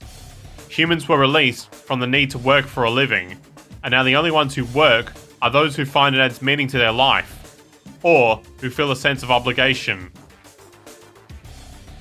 But after the horror movie I've seen today, robots. Piers full of robots. My kid will be lucky if he's even punching numbers 5 years from now. In a resource-based economy, the absence of a monetary market system aligns with the recognition of mechanization's efficiency. The system acknowledges and embraces mechanization's advantages rather than resisting it, emphasizing efficiency and sustainability. This philosophy extends to city systems, envisioning a highly automated, self-regulating city with minimal human oversight. The central hub operates as an automated machine, closely monitored by a mere fraction of the city's population. In an economy prioritizing individual well-being over exploitative labor, people willingly contribute to maintaining and enhancing a system designed to care for them. One day I'll be rich for making these actual things in my factory. And then you won't be rich and I'll be non-lonely because I'll have money to keep me company. That's a fucking bad plan. Contrary to common assumptions, the lack of external pressure to work for a living doesn't breed idleness. Rather, the existing labor system fosters inertia, stifling creativity and narrowing individual potential. Studies reveal that monetary rewards fail to motivate innovation. Creativity stems from intrinsic motivation. Monetary incentives prove detrimental to creative thought, hindering genuine innovation. Visionaries like Nikola Tesla and the Wright brothers exemplify this, contributing without monetary motives. Money, in reality, distorts contribution more than it aids progress, acting as a false incentive that hampers creativity and innovation. Good morning, class. Let's start the day by discussing what each of you would like to do when you grow up. How about you, Leon? I want to be a corrupt politician where I can make under-the-table deals and manipulate laws for personal gain. Oh, aiming for leadership, I see. What about you, Jack? I dream of becoming a shady corporate lobbyist, manipulating policies in favor of big corporations, no matter the ethical cost. Quite the ambition! And how about you, Maya? I want to be a social media influencer, promoting products I don't believe in for a hefty paycheck. Very contemporary choice, Maya. What about you, Daniel? What's your dream job? I aspire to be a scam artist, defrauding people through elaborate schemes and deceit. Oh, very interesting. What about you, Tina? When I grow up, I want to be a stripper on Highness Street in Adelaide. Wow, very glamorous, Tina. Just one more. How about you, John? When I grow up, I want to be a casino manager and gain the profits from people giving their money to the slot machines. A very interesting array of aspirations, class. In a resource-based economy, the scientific method isn't just about efficiency, it's about promoting human well-being and societal harmony. It goes beyond resource optimization to focus on happiness and peaceful coexistence. By integrating scientific principles, this system prioritizes individual fulfillment and collective harmony, aiming for sustainable prosperity and flourishing. A resource-based economy operates on the principle that societal behavior, even the aberrant or violent actions exhibited by individuals, is fundamentally shaped by environmental factors. By eliminating the monetary system and ensuring the availability of necessities, a resource-based economy would drastically reduce 95% of the crime rate as crimes tied to monetary motives or drug abuse essentially vanish. Addressing the remaining 5% of violent individuals demands a shift in societal perspective. Rather than condemning or forgiving, it requires understanding violent behavior as a public health issue. Moral judgments offer no insight into the causes or prevention of such behaviors. Instead, a focus on preventive measures akin to public health approaches is crucial. What do you get when you cross a mentally ill loner with a society that abandons him and treats him like trash? I'll tell you what you get. You get what you fucking deserve. I swear to God, I was courtside for 8 months, and I was freer in jail than I was at home. Blaming individuals for violence is ineffective and misleading. It fails to acknowledge that societal norms, subcultures, and environments heavily influence behavior. Judgments about individuals being bad or evil ignore the root cause, the environment that fosters such behavior. The focus must shift towards redesigning these environments to prevent and discourage aberrant behavior, not merely punishing individuals. Cultural influences heavily shape choices and attitudes, making the concept of free choice a misnomer. Understanding this allows for a more nuanced view that recognizes individuals as products of their cultural surroundings. Therefore, society's goal should be to reform these cultural landscapes, enabling individuals to make informed and humane choices rather than condemning them for actions influenced by their cultural upbringing. From a young age, individuals are shaped by the cultural environment in which they are raised. This upbringing instills values and beliefs that influence their preferences and decisions throughout life. Whether it's the heir of a business empire or a member of the Seminole Indian tribe, one's cultural background deeply impacts their aspirations and desires. These cultural values become ingrained from childhood, influencing perceptions of success, identity, and pride. Despite the illusion of free will, individuals often find themselves adhering to the norms and expectations of their cultural heritage, whether it be embracing the American identity or upholding the traditions of their ethnic background. Thus, the cultural context in which one is raised plays a significant role in shaping their worldview and guiding their life choices. At home, if you kill someone, they arrest you. Here, they'll give you a gun and show you what to do, sir. You humans, most of you, subscribe to this policy of an eye for an eye, a life for a life, which is known throughout the universe for its stupidity. Even your Buddha and your Christ had quite a different vision, but nobody's paid much attention to them, not even the Buddhists or the Christians. You humans, sometimes it's hard to imagine how you've made it this far. The modern criminal justice system is incompatible with neuroscience. Capitalism has outlived its usefulness. It takes necessities from the masses to give luxuries to the classes. For me, the single most important question is how to construct a society that is just, safe, peaceful, all those good things, when people finally accept that there is no free will. The justice system is completely criminal.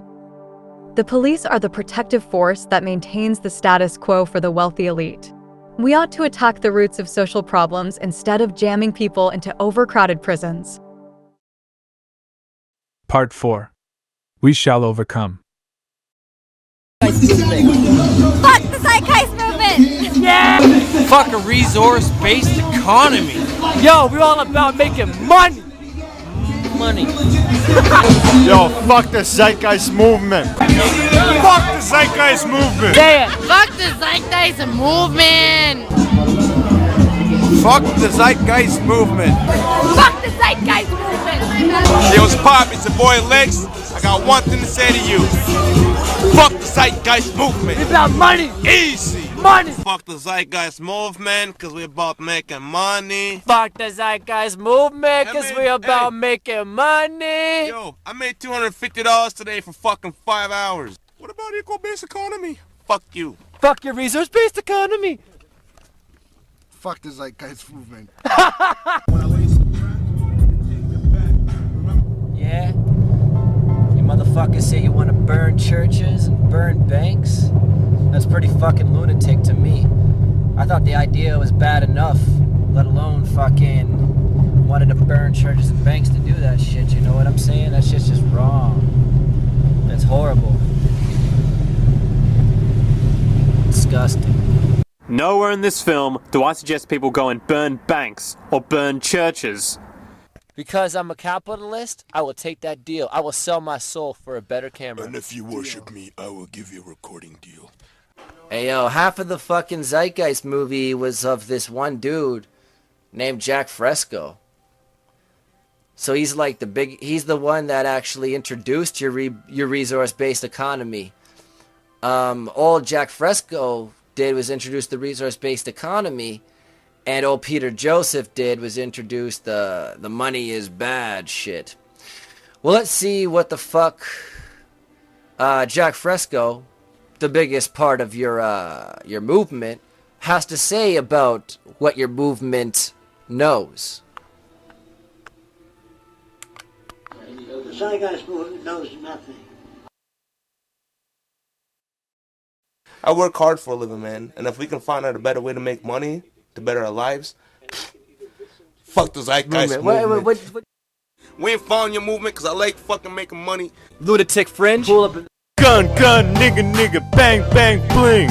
I'm a nigga, you're a nigga, gun, got my gun. Gun, nigga, bang, bang, bling. I'm a nigga, you're a nigga, gun, got my gun. I grab your bum and set off my gun. Me and my niggas have so much fun.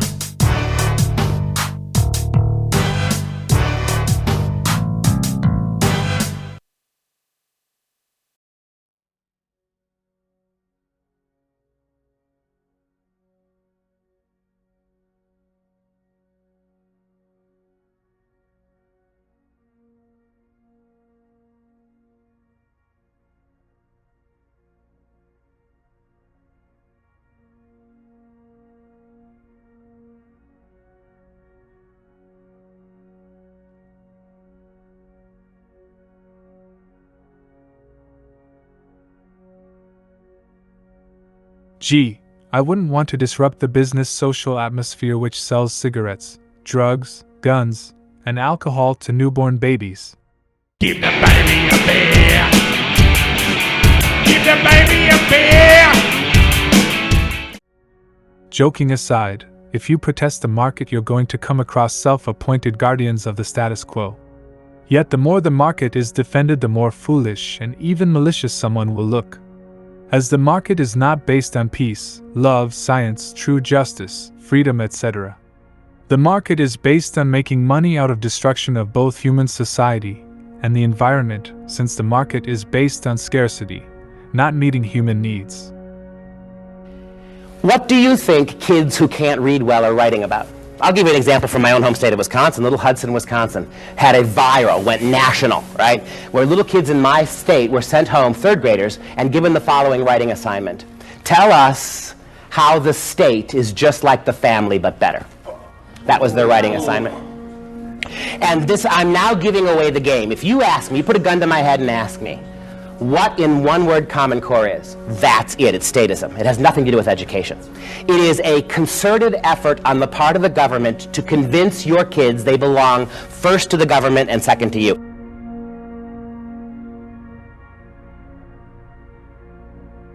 Perceived associations, religious misconceptions of science and communism.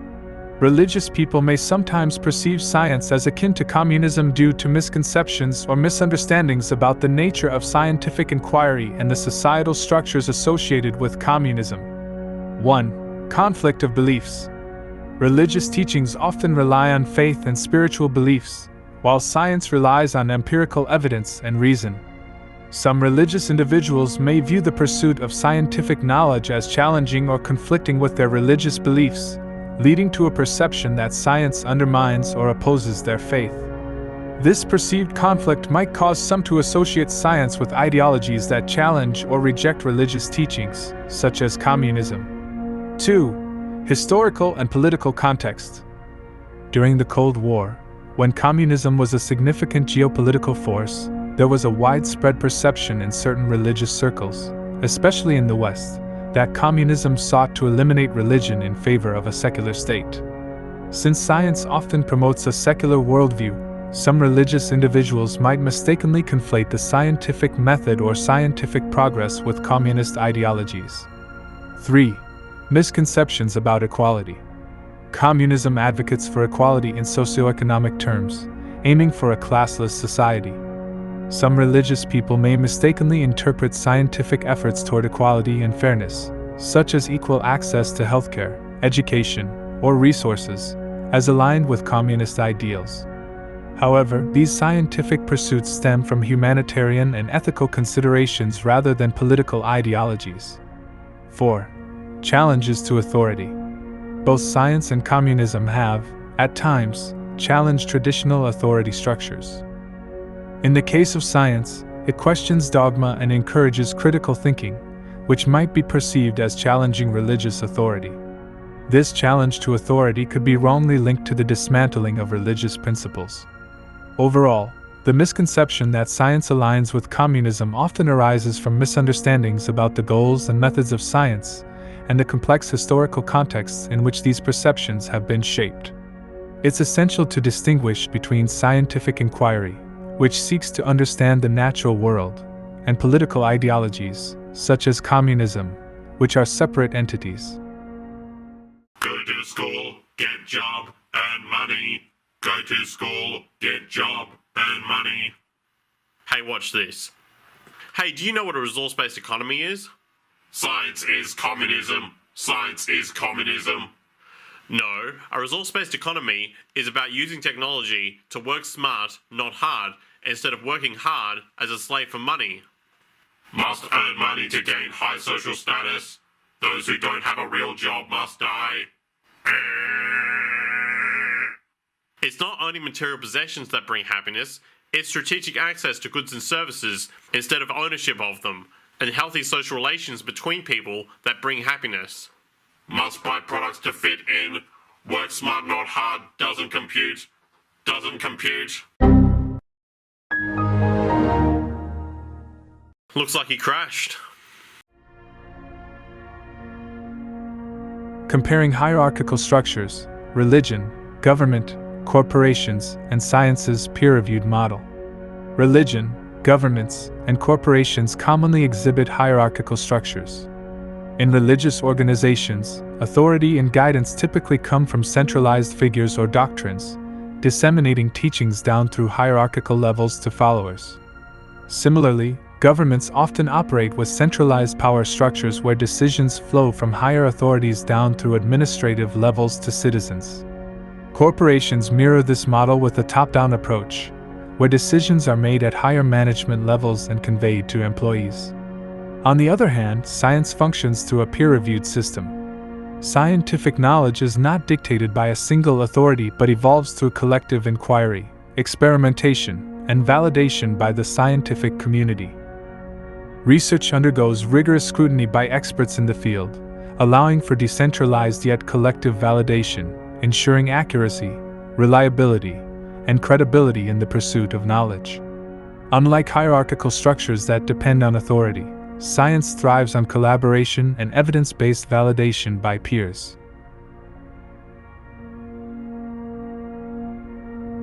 Beyond communist labels, critiquing the market and the misconceptions of economic ideologies. The knee-jerk reaction of labeling alternative social or economic perspectives as communist or Marxist without genuine understanding is unfortunately common. It's a simplistic way to dismiss ideas challenging established systems. People tend to gravitate towards these labels because they're familiar or due to a lack of understanding about alternative paradigms. What's essential is recognizing that the spectrum of ideologies isn't just a binary selection of capitalism or communism. These labels emerge from specific historical contexts, often based on assumptions of unlimited resources, which no longer hold true. Acknowledging the need to evolve beyond these ideologies isn't about embracing communism or socialism outright. It's about recognizing the limitations of existing systems and striving for something beyond these constructs, rooted in an understanding of shared resources and universal life necessities. The focus should be on life value analysis, centered on meeting basic human needs and moving beyond political ideologies that might not be equipped to address the complexities of our current world. Rather than relying on convenient labels, it's more productive to engage in discussions that explore innovative solutions based on the contemporary reality of finite resources and global interdependence. The criticism of the market and the promotion of a resource-based economy do not inherently lead to communism. Calling someone a communist simply because they critique the market is a narrow and inaccurate generalization. 1. Oversimplification of economic theories. Labeling someone as a communist based on their criticism of the market overlooks the complexity and diversity of economic theories and ideologies. There is a wide spectrum of economic perspectives between pure capitalism and communism, with various hybrid models and schools of thought. 2. Misinterpretation of a resource-based economy. A resource-based economy does not necessarily equate to communism. A resource-based economy focuses on the sustainable use of resources, emphasizing the value of natural capital and prioritizing the well-being of the environment. This is not exclusive to communist ideology. 3. Conflation of economic and political beliefs. Criticizing market inefficiencies, promoting environmental stewardship, or advocating for equitable resource distribution does not automatically align with communist political ideals. Economic views and political ideologies are distinct domains. 4. Lack of consideration for context. The assumption that market criticism is inherently communist fails to acknowledge the context and motivations behind such critiques. Individuals may criticize market mechanisms due to concerns about social inequality, environmental degradation, or the need for a more sustainable economic system. 5. False dichotomy. Presenting communism and capitalism as the only polar economic options is a false dichotomy. There are numerous economic models and approaches that lie between these two extremes, each with its own unique characteristics and objectives. 6. Over-reliance on historical stereotypes. The association of market criticism with communism often relies on outdated stereotypes and historical events. These stereotypes fail to recognize the evolution of economic thought and diverse economic perspectives that exist today. 7. Disregard for individual liberty. True communism, as traditionally defined, involves centralized control and suppression of individual rights and freedoms. Criticizing market mechanisms does not imply support for such a system. Many proponents of a resource-based economy advocate for individual autonomy, decentralization, and democratic decision-making. Calling someone a communist based solely on their criticism of the market is a reductive and inaccurate argument that fails to consider the complexity of economic ideologies, the nature of a resource-based economy, and the diversity of perspectives on economic systems. What articles like these boil down to is the Zeitgeist movement, and its leader, Peter Joseph, envisions a hypothetical technological utopia in collaboration with the Venus Project. Accusations that the Zeitgeist movement is a cult, which advocates a communist utopia, are just absurd. It is the market which is a utopia, as trade is seen as a perfect equal exchange where both parties mutually benefit, when in reality trade is two parties both trying to screw each other over. Trade is a form of violence in a scarcity-based environment. The term, the Zeitgeist movement, is actually trademarked to Gentle Machine Productions, which is owned by Peter Joseph, and also the Zeitgeist film series, Interreflections, Culture in Decline are all under copyright. Despite this trademark and copyright, Peter Joseph does not own the Zeitgeist movement's train of thought. The real unofficial Zeitgeist movement is leaderless. Much like the activist group Anonymous, it is decentralized. There is no official Zeitgeist movement. Any claim that there is an official Zeitgeist movement is false, as the word official is related to the word authority. Yet truth is decentralized, not hierarchical. What I'm saying is that there is a difference between the official Zeitgeist movement, where Peter Joseph enforces the copyright of official Zeitgeist movement videos, and the unofficial Zeitgeist movement that regular people support, people who simply like the ideas of the Venus Project and a resource-based economy and make public domain videos that can be re-uploaded by movement members to spread the ideas. You could call the movement many names.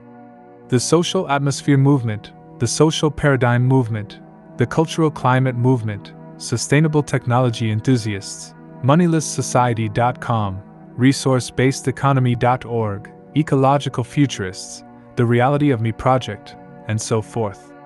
Terms like conspirituality are simply insults, either through malicious intent or ignorance. They are not proper criticisms of the Zeitgeist movement. Also, the book, Seeing Like a State, are not an accurate criticism of the Zeitgeist movement because it fundamentally misunderstands the movement's nuanced intentions, which focus on ecological sustainability, scientific scrutiny, and systemic change without subscribing to rigid political ideologies. The book, The Blank Slate, The Modern Denial of Human Nature by Steven Pinker, is also referenced by Zeitgeist movement critics. However, Pinker's argument in this Blank Slate book constructs a compelling case that human behavior is influenced by both innate biological factors, meaning genes, and environmental experiences, which is the position of this film. So much for debunking the Zeitgeist movement. Zeitgeist critics like Stefan Molyneux have highly reductionist views of the Zeitgeist movement, saying the Zeitgeist movement is Marxism with robots, whatever that is meant to mean. In a debate between Peter Joseph and Stefan said people who don't like trade can essentially just fuck off and go live in the woods and grow their own food, foregoing the conveniences of modern technology. The first step in a resource-based economy is to take a survey of the planet's resources. This is done so we know what we can do with our resources and technology to meet all human needs. This requires social activism to make people aware of the Venus Project. If a group of people went off into the woods and attempted to start a resource-based economy while the market is still going, it is inevitable that those who advocate the market would shut down such a project, as the market religion is based on aggression, domination, and authoritarianism. Stefan also has no knowledge of the structural violence or the social system violence of the market, and reduces the market to a little girl's lemonade stand. He doesn't understand that a little girl's lemonade stand will make a monetary profit from someone's addiction to sugar, which is immoral. The idea of a little girl's lemonade stand is really market cult indoctrination towards children. Articles like these will say this film is biased, misleading, propaganda without actually providing counter-evidence. Zeitgeist movement critics always have weak and often slanderous arguments against the movement. This is when the information in this documentary is sourced. You can take this documentary's transcript, input it into Microsoft Copilot, and ask what the sources are for the claims made. A computer will decide where you work, where you live, and what you do, and we'll all live in big communal buildings. That sounds like prison, doesn't it? It is, but see, if you say it with long hair, you talk real soft and condescending and lisping, and fake intellectual, and then do, Alex, if you don't agree, you'll be sent to a re-education camp. And then later, the guy, Peter Joseph, comes back and says, I'll come on your show if you apologize for saying I said you'd be re-educated. And I went back and watched the interview, and he said, you'll be sent for re-education. And he went on the phone, he goes, I never said that. We know the truth. Yeah.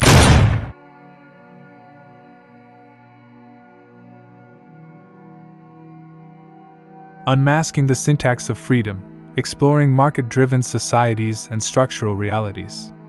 The prevailing intellectual culture within any society does indeed reflect the interests and needs of the dominant group.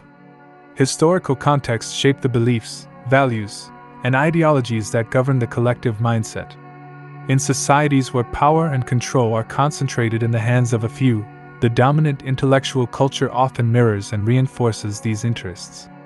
Academic disciplines like psychology, sociology, history, and political science often echo the perspectives beneficial to the ruling elite, and those who challenge these paradigms risk being sidelined or labeled as radicals. Furthermore, societal values heavily influence what is rewarded and perpetuated within that culture. In a world where material wealth is elevated as the measure of success and status, societal priorities shift away from genuine social contributions towards artificial wealth accumulation and perpetual growth. This value system disorder takes precedence, subverting the importance of personal and social well-being. It becomes deeply ingrained in every aspect of society, from governance and media to entertainment and academia, forming protective mechanisms against dissenting thoughts. The defenders of the prevailing system, often proponents of the monetary market religion, tend to employ projected dualities as a means to dismiss alternative perspectives. This binary approach simplifies complex issues, labeling those who challenge the status quo as extreme opposites. For instance, if one questions the efficacy of the free market system, they're hastily branded as being against the concept of freedom itself, creating an artificial dichotomy that stifles nuanced discourse and critical thinking. The rhetoric of freedom and government interference is deeply intertwined with the agenda of perpetuating a market-driven society. What might seem like expressions advocating freedom or safeguarding against government intrusion often masks a singular agenda, protecting the interests of private money possessors and maximizing profit. Behind the veneer of lofty ideals like freedom, democracy, and progress lies a syntax, a governing structure of understanding and value that serves these interests.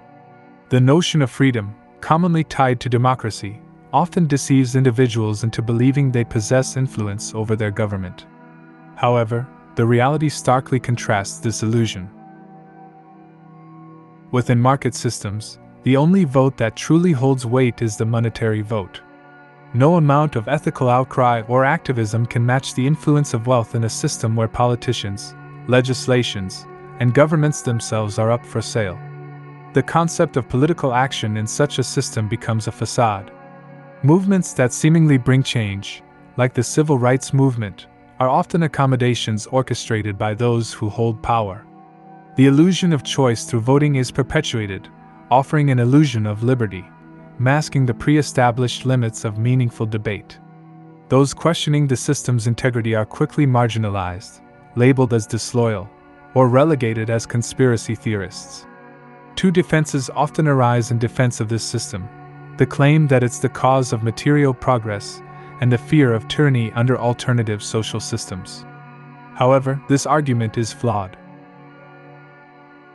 Material progress owes itself more to scientific advancement and the discovery of abundant energy sources than to the market system, which merely capitalizes on these advancements. The fear of tyranny under different systems is steeped in propaganda, juxtaposing despotic regimes with societal approaches while ignoring the systemic daily mass violence perpetuated by the current system. Structural violence, often overshadowed by behavioral violence, claims more lives than wars, murders, and suicides combined. Famines, for instance, aren't due to food scarcity but the inequitable distribution of economic resources, leading to relative poverty. The lack of access to essential medicines in impoverished areas demonstrates how structural violence, particularly poverty, becomes the deadliest form of violence, claiming countless lives due to financial constraints rather than a lack of medical knowledge or resources. In essence, the rhetoric of freedom and democracy often camouflages the realities of market-driven societies, hiding behind a syntax that perpetuates the interests of a select few while neglecting the systemic violence and inequalities embedded within the current socio-economic system. The unsustainable era. The impending consequences of oil dependency. Oil has been the cornerstone of human civilization, permeating every facet of modern life. Its presence is ubiquitous, entwined in the production, distribution, and sustenance of our industrialized world. From food production to transportation, plastics to energy, oil's pervasive influence underscores the very fabric of our existence. This cheap and easily accessible energy source has been pivotal in fueling the remarkable growth of human population and industrialization over the last century, allowing for a tenfold increase in global population. However, the era of abundant oil is facing an imminent crisis. By 2050, projections indicate that the global oil supply will be insufficient to sustain even half the current world population in its present lifestyle. The reality demands an enormous adjustment, urging humanity to fundamentally redefine its way of life. The alarming ratio of oil consumption to new discoveries serves as a harbinger of the impending crisis. The world currently uses 6 barrels of oil for every newly discovered barrel, a figure that is rapidly escalating. Despite this imminent challenge, governments and industry leaders exhibit a lack of genuine initiative to chart a new course. Superficial attempts to integrate renewable energy sources like wind and tidal power or to marginally enhance energy efficiency in vehicles are insufficient in the face of this impending energy crisis. Governmental responses, often driven by economists fixated on reviving past economic prosperity through consumerism, fall short of acknowledging the systemic issue. These attempts often involve printing more currency without substantial collateral, fostering short-lived economic recoveries that eventually collide with supply barriers, resulting in deeper recessions. The vicious cycle of economic growth, price spikes, shutdowns, and subsequent short-lived recoveries perpetuates a troubling pattern. The current trajectory of oil production, hovering around 86 million barrels a day, demands a replacement of approximately 14 million barrels daily within a decade. Yet, there is no viable alternative that can bridge this massive energy deficiency. The failure to prioritize the development of sustainable energy sources is a critical misstep that future generations will regard with incredulity. As humanity navigates this critical juncture, the predicament of oil dependency highlights the imperative for proactive measures towards sustainable energy sources. Failing to recognize the finite nature of this vital commodity and building an entire economy around its impending scarcity remains a monumental oversight. The impending global energy deficiency demands a paradigm shift towards innovative and sustainable energy solutions.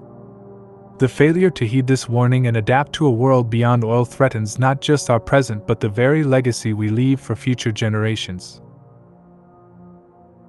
The conundrum of depleted resources. Facing the limits of our current system, humanity stands at a critical juncture in history, grappling with the imminent depletion of a foundational resource, oil, that has been integral to our survival. The stark reality emerges: despite the dwindling availability of oil, the prevailing economic system persists in pursuing a growth model reliant on this finite resource, exacerbating the downward spiral of depletion.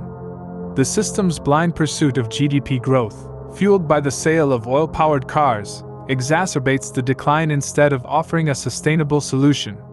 While alternatives exist to supplant the hydrocarbon economy, their implementation faces insurmountable barriers within the confines of the existing market system.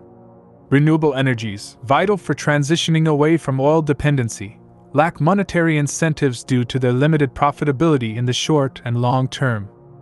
The commitment required for such transformations necessitates substantial financial investment, yet the absence of monetary gains discourages investment and action. In a system where profit dictates progress, the lack of financial incentives hinders the adoption of viable solutions. The challenges transcend the depletion of oil alone. Fresh water scarcity, affecting 2.8 billion people presently and projected to impact 4 billion by 2030, poses a critical threat to human survival.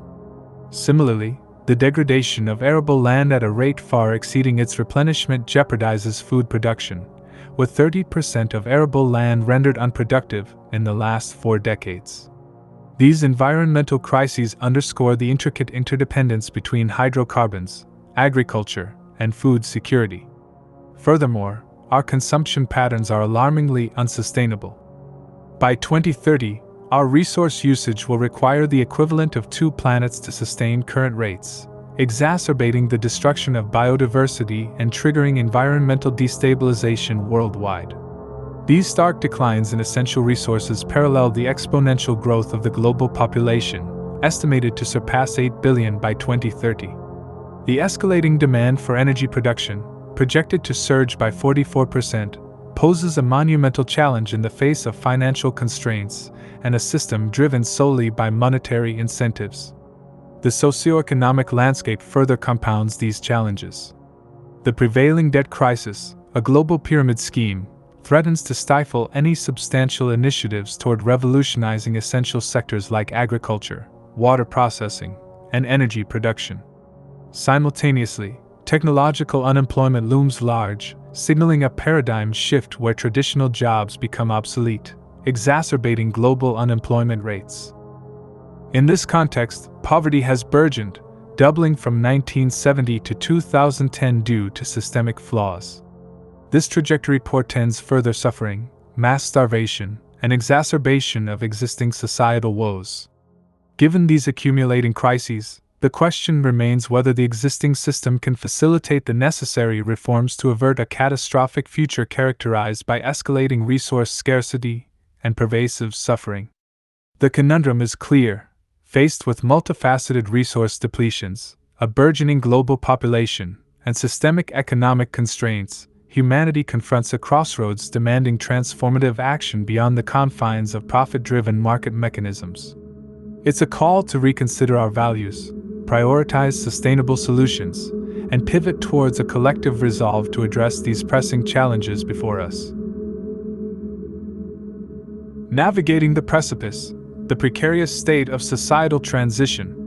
The current global landscape paints a grim picture of an economic malaise that transcends the cyclical nature of traditional downturns. What lies ahead is not a temporary recession but a foreboding terrain fraught with the potential for unbridled civil unrest. As economic safety nets erode and state coffers run dry, the ominous specter of widespread social upheaval looms large. The impending storm is foretold by the cessation of unemployment benefits, a telling sign of governments teetering on the brink of financial collapse. As confidence in elected leaders wanes, discontent brews among the populace, sowing the seeds for a clamor for change, a desperate cry born out of economic despair. Yet, this quest for transformation stands perilously on the precipice of violence and environmental devastation.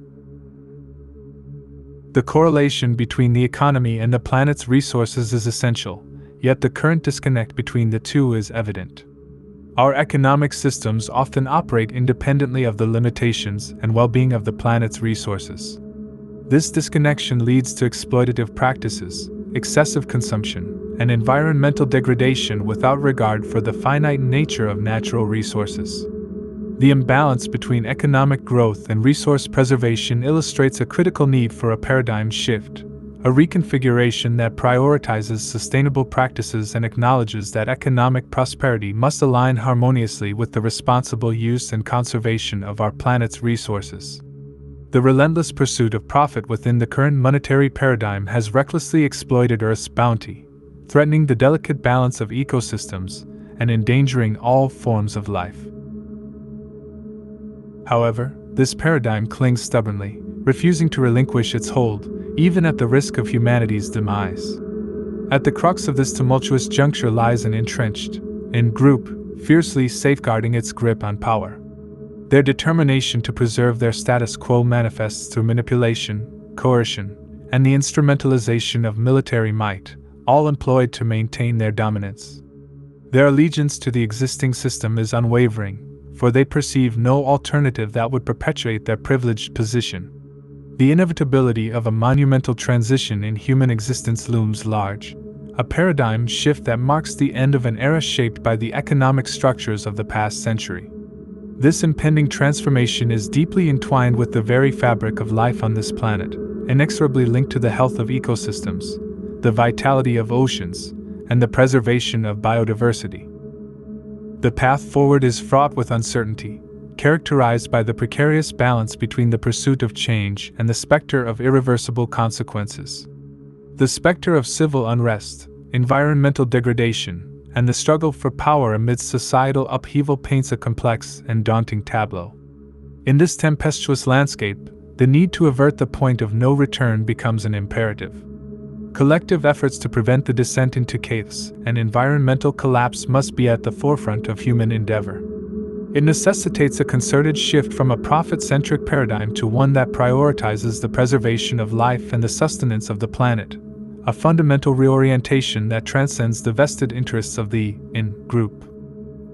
As humanity navigates this fragile and pivotal moment in history, the imperative remains to steer away from the brink, to forge a new path that safeguards the sanctity of life and the resilience of our planet, and to chart a course that transcends the confines of self-preservation and embraces the collective well-being of all. All we have is this moment, right here, right now. The future is just a fucking concept that we use to avoid being alive today. So, be here now. Truth stands in an undeniable opposition to falsehood, much like the luminosity of light contrasts the obscurity of darkness. Just as light illuminates and reveals, truth sheds clarity, exposing the fabrications and shadows woven by falsehood. In this dichotomy, truth emerges as the guiding force, piercing through the veils of deception and casting a radiant clarity that dispels the murky shroud of falsehood. Threads of Unity, exploring quantum connections and the ride of perception. The double-slit experiment is a fundamental concept in quantum physics that explores the wave-particle duality of matter and the behavior of particles at a quantum level. In this experiment, a beam of particles, such as electrons or photons, is directed toward a barrier with two narrow slits. Behind the barrier lies a screen that records where the particles land after passing through the slits. When particles are fired individually through the slits, they behave as discrete particles, creating two distinct bands on the screen, showing a particle-like behavior. However, the most intriguing aspect arises when the experiment is conducted with no observation. In this scenario, particles are sent through the slits, and rather than exhibiting particle-like behavior, they display an interference pattern on the screen, akin to waves interfering with each other. This phenomenon suggests that particles possess both wave-like and particle-like characteristics. More fascinatingly, when observed or measured, the particles behave as discrete entities. When unobserved, they seem to behave as waves, displaying interference patterns. This suggests that the act of observation or measurement affects the behavior of quantum particles. It indicates that the mere act of observing or measuring these particles collapses their wave function, forcing them to behave as particles rather than exhibiting wave-like behavior. This implies a profound connection between the observer and the observed, suggesting that reality reacts or changes based on our perception or measurement of it at a quantum level. Don't speak negatively about yourself, even as a joke. Your body doesn't know the difference. Words are energy and they cast spells, that's why it's called spelling. Change the way you speak about yourself, and you can change your life. If you want to find the secrets of the universe, think in terms of energy, frequency, and vibration. The intricate web of reality interlaces every individual, threading connections that transcend the superficial boundaries of separation. Despite the illusion of isolation, we exist in an interconnected tapestry, where the actions and energies of one reverberate through the collective whole.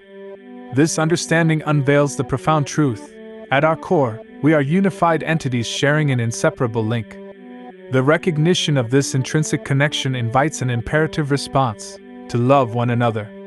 Love becomes the conduit that harmonizes this interconnectedness, the language that resonates across the shared fabric of existence. It's the binding force that breathes life into human interactions, nurturing the very essence of our being. The human experience finds its resonance in the vibrations of love. It's an elemental force that guides our emotional compass, shapes our relationships, and even influences our physical well-being. Without the symphony of love interwoven between individuals, life loses its essence. The human spirit thrives in the embrace of affection, compassion, and empathy. Acknowledging this inherent responsiveness to love compels us toward an imperative truth. The sustenance of our humanity lies in the active cultivation of love among ourselves. Through the expression of love, we tap into the very essence of our interconnected existence, fostering harmony, compassion, and a shared sense of belonging in the collective tapestry of life. Science knows God better than religion. Science tests the laws of nature and has evidence to back up what it says. Besides some metaphors and general life advice, religion, or a belief in God, offers no practical use in terms of technical blueprints for how to build a functional society. The market is just another religion that is mistaken to be a social system. The social myth in the market is that love is something special and scarce, so it has a price tag on it. Only if you have the money can you afford love, yet love is actually an essential human requirement. The market does not promote abundant love. Abundant love is bad for business, as the market is based on scarcity. Satanism, so to speak, encompasses selfishness, only thinking about yourself, doing whatever you want, or do what thou wilt, and not abiding by the laws of the universe, meaning to enable good health and happiness for everyone. In other words, Satanism is unnatural and goes hand in hand with the market. Yet the market creates an environment which gives people little opportunity to be good people, not only because evil is monetarily rewarded, but because people abuse each other in society because of the stress of the market or social competition, and that abuse translates into a vicious cycle of destructive behaviors. Whatever happens after we die, life is a test, and life is about the journey, not the end. Being good now is important because reality is like a game or an open source project.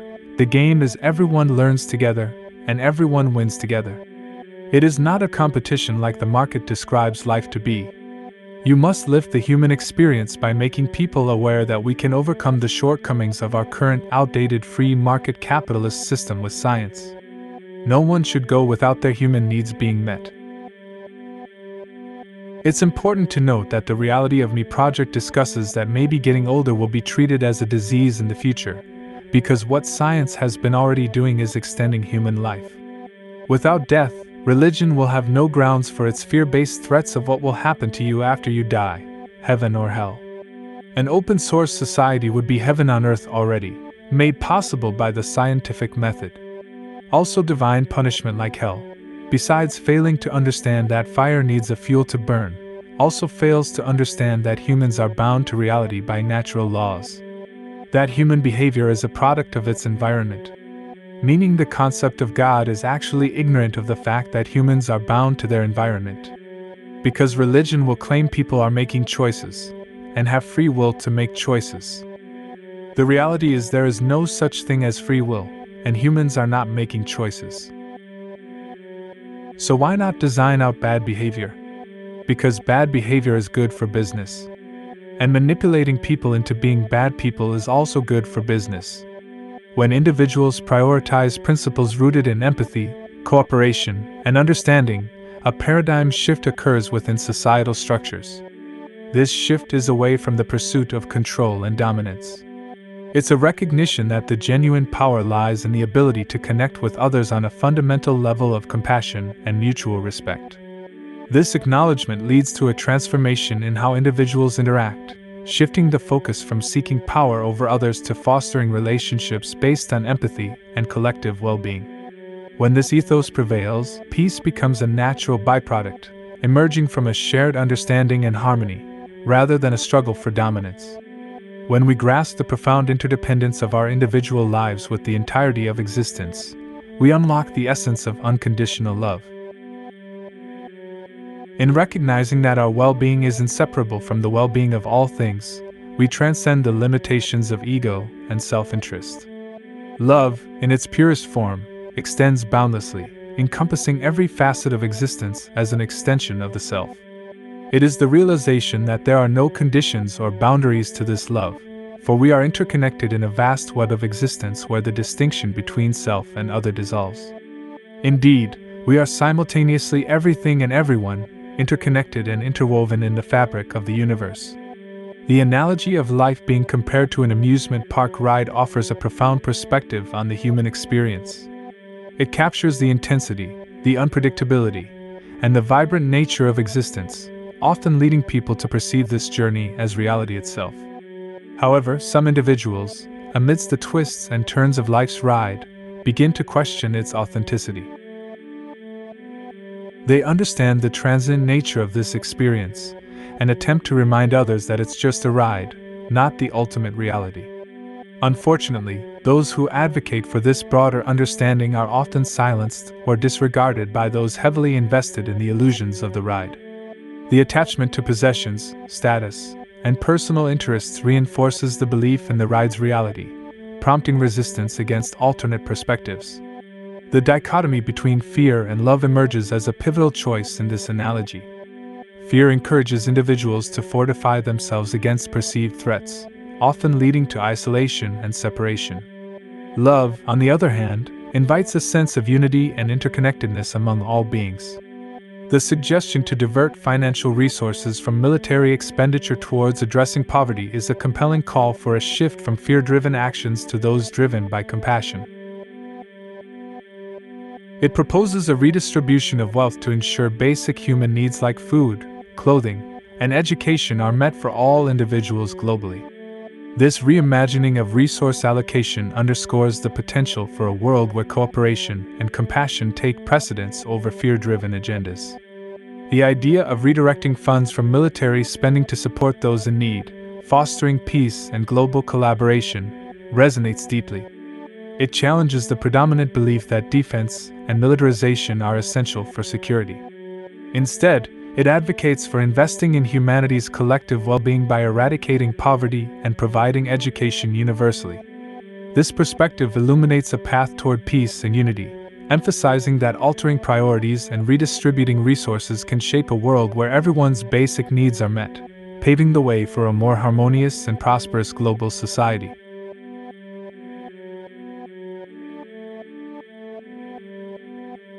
Earth's precarious balance, rethinking global priorities for survival. Our world remains ensnared in a precarious global balance orchestrated by nations holding immense military might. The harrowing equilibrium between superpowers endangers the lives of all Earth's inhabitants. The pernicious dance of power plays out through events like the Cuban Missile Crisis, the ominous testing of anti-satellite weapons, and the scars left by wars in Vietnam and Afghanistan. These mammoth military establishments are entwined in an unsettling embrace, their reliance on each other perpetuating a chilling reality. Yet, this balance is precarious, a fragile tightrope with little room for error. Despite this, nations collectively exhaust a staggering $1 trillion annually on war preparations, diverting the expertise of countless scientists and technologists into military ventures. Imagine presenting this saga to an impartial observer from beyond our celestial realm. How would we account for our stewardship of this planet? We've heard the justifications from the great powers, we've witnessed the nation's declarations, but who speaks for the entirety of humankind? Who advocates for Earth? An extraterrestrial vantage point would swiftly reveal our civilization teetering on the brink of failure, the most vital mission of ensuring the well-being of our citizens and preserving the future sustainability of our home planet at grave risk. Such revelations compel introspection. If we tolerate the looming specter of nuclear conflict, should we not ardently explore all avenues to avert it? Should we not, in every corner of our globe, contemplate monumental shifts in our conventional approaches? A reformation that touches upon economic, political, social, and religious frameworks? We've reached a juncture where no special interests or exemptions hold merit. Nuclear arms endanger every soul on this shared orb. Transformations deemed impractical or contrary to human nature are not insurmountable. history shows us that sweeping changes are possible. In the last couple of centuries, the shackles of abject slavery, a scourge that haunted humanity for eons, have nearly vanished in a remarkable global revolution. Women, long denied their due in political and economic spheres, are gradually attaining the power previously withheld from them. Wars of aggression have stalled or ceased, catalyzed by the revulsion felt by the citizens of belligerent nations. The antiquated appeals to division based on race, gender, and fervent nationalism are faltering. A burgeoning consciousness perceives Earth as a unified organism and acknowledges that a world at war with itself faces a perilous fate. We stand as one planet, intricately connected and undivided in our vulnerability and our potential for shared prosperity. The common threads that bind humanity, an alien perspective on our shared cosmic journey. Among the myriad of disparities that characterize human societies, an alien observer would discern an underlying unity that transcends these differences. Our shared existence is intimately connected to the celestial bodies that govern our planet's rhythms, and we are all composed of the same fundamental building blocks of the universe. This profound interconnectedness underscores the insignificance of our societal variations compared to the common threads that bind us. As a species, we have delved into the depths of matter, unraveling the secrets of the atoms that constitute all of nature. We have witnessed the forces that have shaped our world and have embarked on a journey of self-discovery, seeking to understand our origins and our place in the vast cosmic tapestry. We are, in essence, star-stuff contemplating the stars, marveling at the intricate evolution of nature and the emergence of consciousness on Earth. This realization instills within us a profound sense of responsibility towards our species and our planet, acknowledging that our survival and prosperity are not solely our own concern but also a duty to the ancient and boundless cosmos from which we have emerged. Tit for tat. The strategy of cooperation in game theory and beyond. The concept of tit for tat originates from the English saying, equivalent retaliation, and has become a fundamental strategy in game theory. It involves initially cooperating with an opponent, then mimicking their previous action and subsequent moves. Cooperation for cooperation, defection for defection. This approach, akin to reciprocal altruism, encourages cooperation while retaliating against defection. In game theory, tit for tat has proven highly effective, particularly in the iterated prisoner's dilemma. It was introduced by Anatole Rappaport and Robert Axelrod's tournaments in the 1980s, where it emerged as both the simplest and most successful strategy in direct competition. Despite its adversarial name, tit for tat fosters cooperation and has practical applications beyond game theory, including conflict resolution techniques and explanations of altruistic behavior in both animals and human societies. When the world trades bitter power struggles for the embracing warmth of love, harmony will reign, and peace will forever endure. The current financial and corporate systems have become outdated and no longer serve the best interests of society. However, it's unrealistic to expect the business and financial elite to voluntarily embrace change, as it would threaten their power and control. Therefore, a peaceful yet strategic approach is necessary. The most effective action we can take is to change our behavior and stop supporting the existing system. By refusing to participate and consistently highlighting its flaws and corruptions, we can compel the establishment to heed the will of the people and undergo the necessary transformation.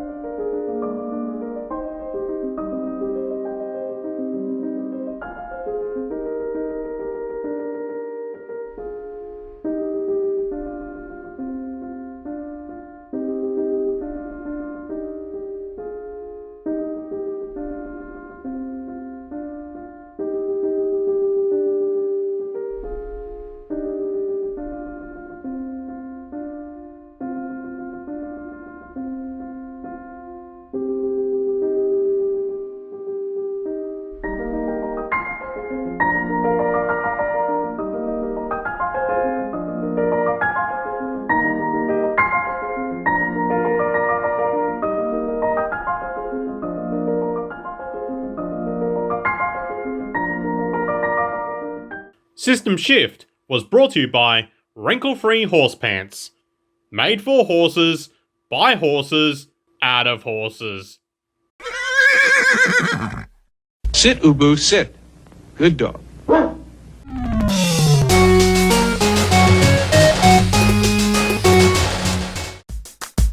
Uh-huh. Let's go.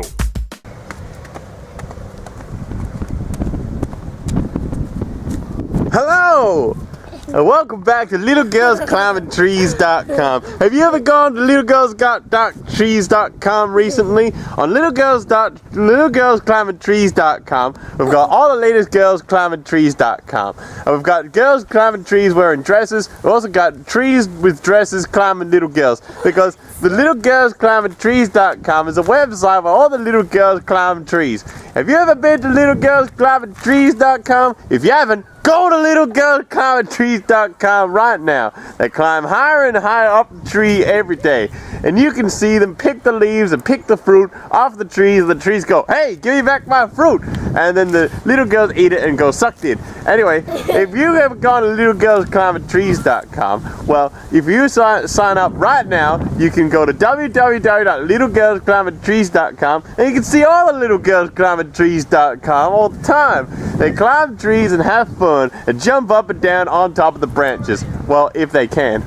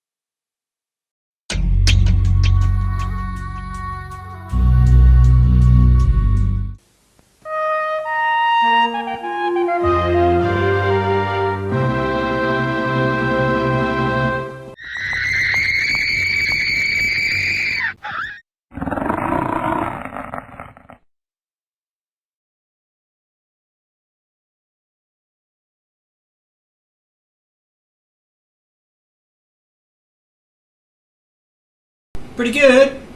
Pretty good.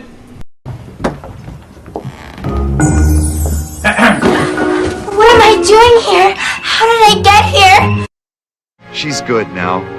She learned that you always win when you are good. Man, I'm glad I called that guy. Can't you tell they're human? Protocols are down. There's nothing we can do. There's nothing we can do. There's nothing we can do. There's nothing we can do. Funding for this program was provided in part by the Corporation for Public Broadcasting and by the financial support of viewers like you.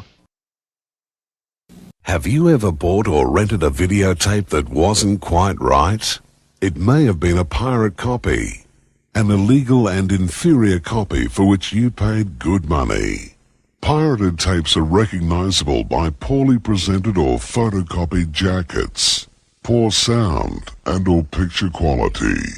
the lack of censor and other labels on the face and spine of the tape, and the absence of warnings, such as this at the beginning of the tape presentation. Pirate tapes rob artists and studios of their rightful income and add to the cost of a video to the consumer.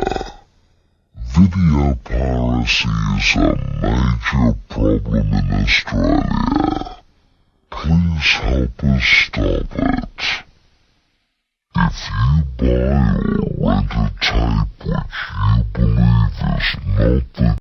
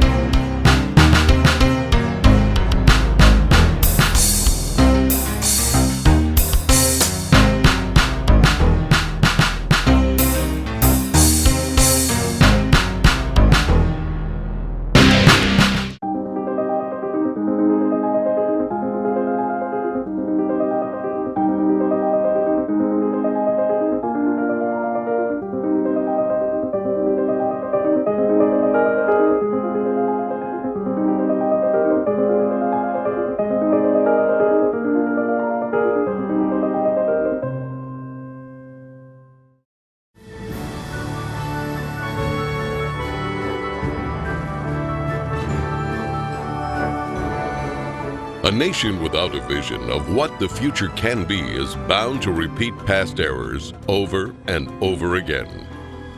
This brief video will outline a vision designed to avoid old mistakes. A vision of efficiency, sustainability, and intelligent planning can lead us into a marvelous new world of unlimited human potential. Designing the future.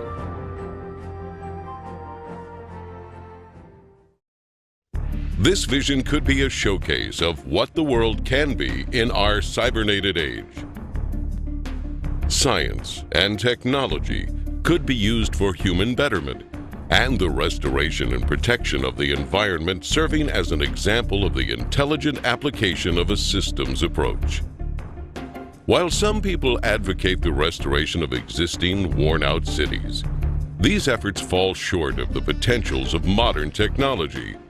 Repairing outmoded cities results in higher costs of operation and maintenance.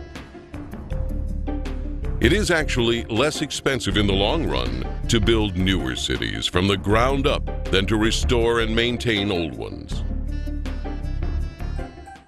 A total city system approach requires overall planning to attain a higher standard of living for all the city's occupants. The circular arrangement efficiently permits the most sophisticated use of available resources and construction techniques with a minimum expenditure of energy.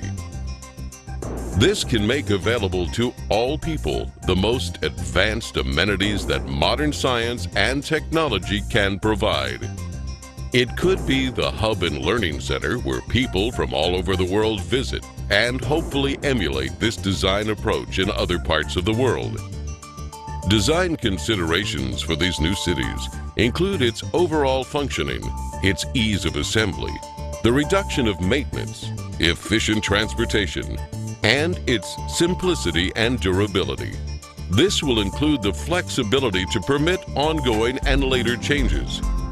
The city would function as an evolving, integrated organism rather than a static structure. This systems approach envisions assembling entire cities by standardizing basic structural elements, which are prefabricated in automated plants and assembled on site. Many of these buildings would be comprised of standard units that can be arranged to meet many different requirements. This approach means that these cities can be extremely cost-efficient because only one sector needs to be designed, which can be duplicated repeatedly for the completion of an entire city as totally integrated city systems anywhere in the world. The outer perimeter will be part of the recreational area with golf courses, hiking and biking trails, and opportunities for water sports. Inside this area, a waterway surrounds an agricultural belt with indoor and outdoor agriculture. Continuing toward the city center, 8 green sectors provide clean, renewable resources of energy using wind, solar, and heat concentrators. Waste recycling and other services are located beneath the city. The plan utilizes the best of clean technology in harmony with the surrounding environment. The residential district features beautiful landscaping with lakes and winding streams, a wide range of creative, innovative apartment buildings, and individual unique homes will provide many options for the occupants. New and innovative methods of fast mass construction for housing and building systems will inject composite materials into a mold and then extrude the form upward. In some cases, multiple city apartments can be produced as continuous extrusions, which are then separated into individual units. Cranes transport these prefabricated dwellings to site locations. They are then lifted and inserted into a support structure. The apartments are lightweight and high strength. All of the dwellings are designed as self-contained residences. The outer surface of these efficient structures serve as photovoltaic generators, converting solar radiation directly into electricity for heating, cooling, and other needs. The thermocouple effect will also be used for generating electricity. The wide range of individual homes are prefabricated and relatively maintenance-free, fire resistance, and impervious to weather. With this type of construction, there be little or no damage from floods, earthquakes, or hurricanes. Their thin shell construction can be mass-produced efficiently and economically. New energy-efficient systems can be installed to supply enough power to operate the entire household. Adjacent to the residential district are planning, science, and research centers. 8 domes surrounding the central dome house art, music, exhibition, entertainment, and conference centers. Lovely parks, lakes, streams, and waterfalls are located throughout the entire city. The Central Dome, or Theme Center, contains schools, healthcare, shopping, communications networking, and childcare. It is also the core for most transportation services, which move people by transveyors horizontally, vertically, and radially anywhere in the city. This minimizes the need for automobile transportation, except for emergency vehicles. Transportation between cities would be by monorail.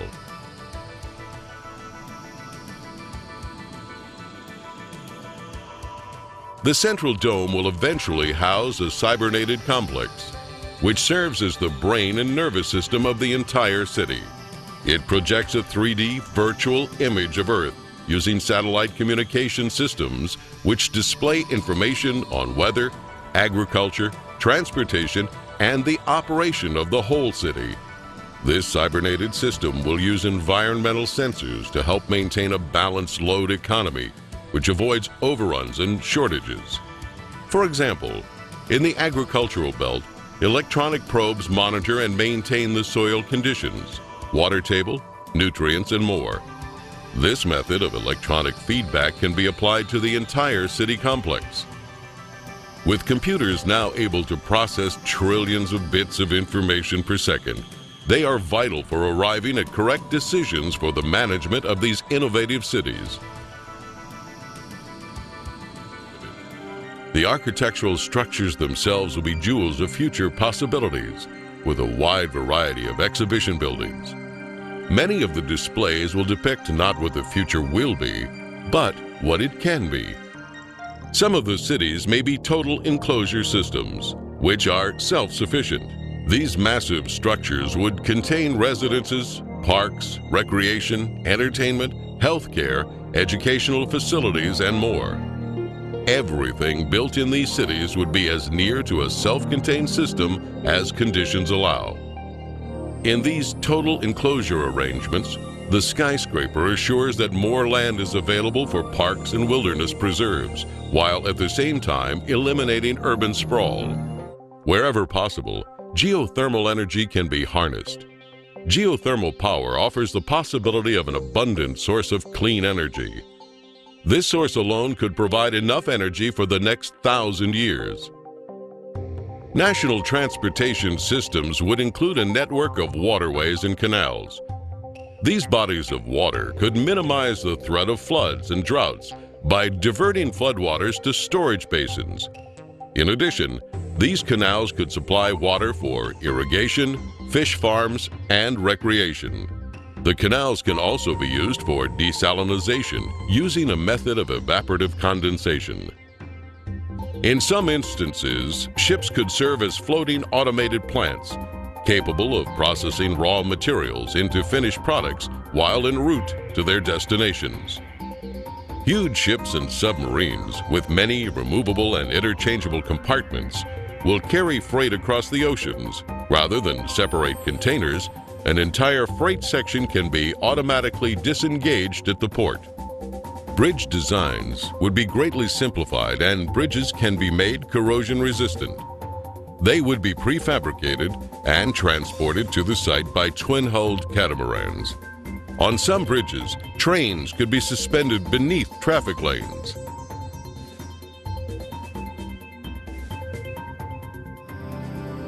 Colonization of the oceans is one of the last frontiers remaining on Earth. Prodigious oceanic city communities will evolve as artificial islands, floating structures, undersea observatories, and more. These large marine structures are designed to explore the relatively untapped riches of the oceans and provide improved mariculture, freshwater production, energy, and mining. This could offset land-based shortages. They could also provide almost unlimited riches in pharmaceuticals, chemicals, fertilizers, minerals, oil, and natural gas. Ocean cities would be resistant to earthquakes and greatly relieve land-based population pressures. The population would vary from several hundred to many thousand. Underwater oceanic viewing and research facilities provide expansive panoramic observations of the undersea world in its natural habitat without disturbing the ocean environment.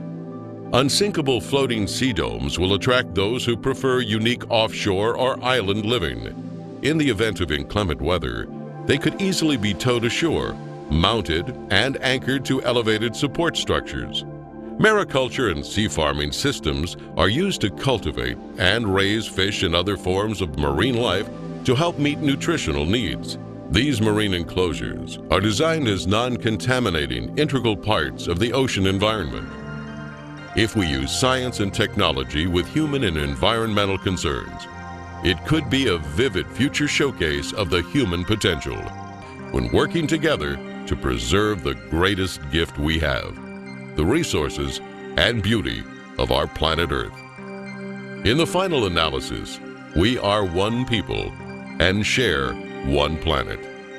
If you desire more information on any of the systems seen in this video, visit our website at www.thevenusproject.com.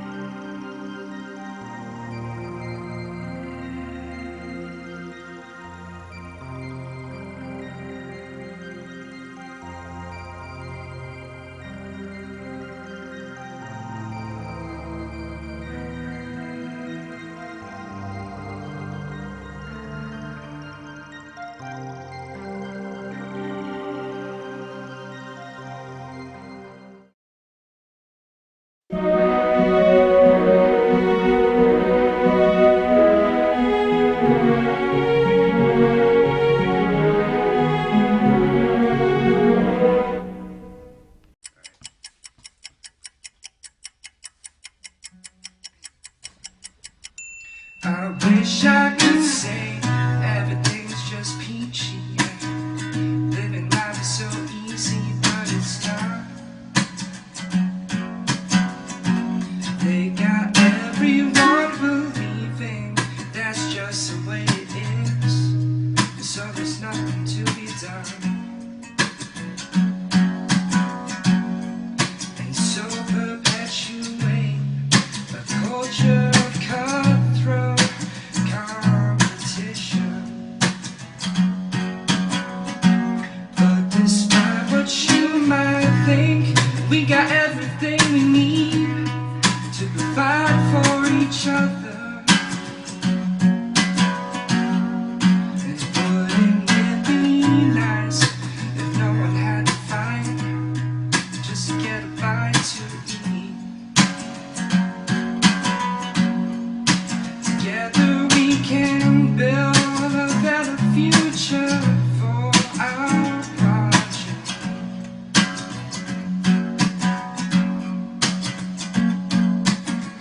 Don't let them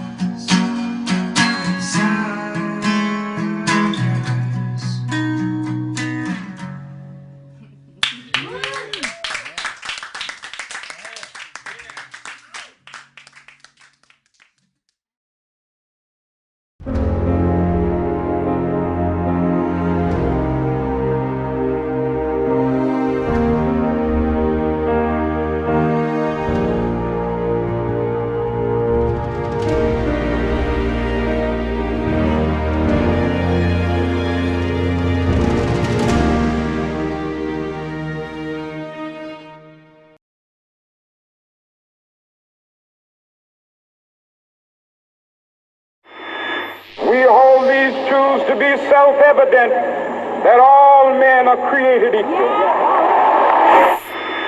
I'm only a child, yet I know we are all in this together and should act as one single world towards one single goal.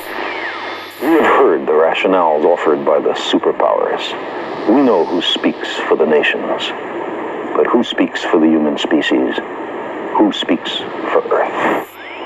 I'm talking about the resource-based economy, the scientific method for social equality, where our technology allows for life in global abundance, and the choice between contender and incumbent is redundant.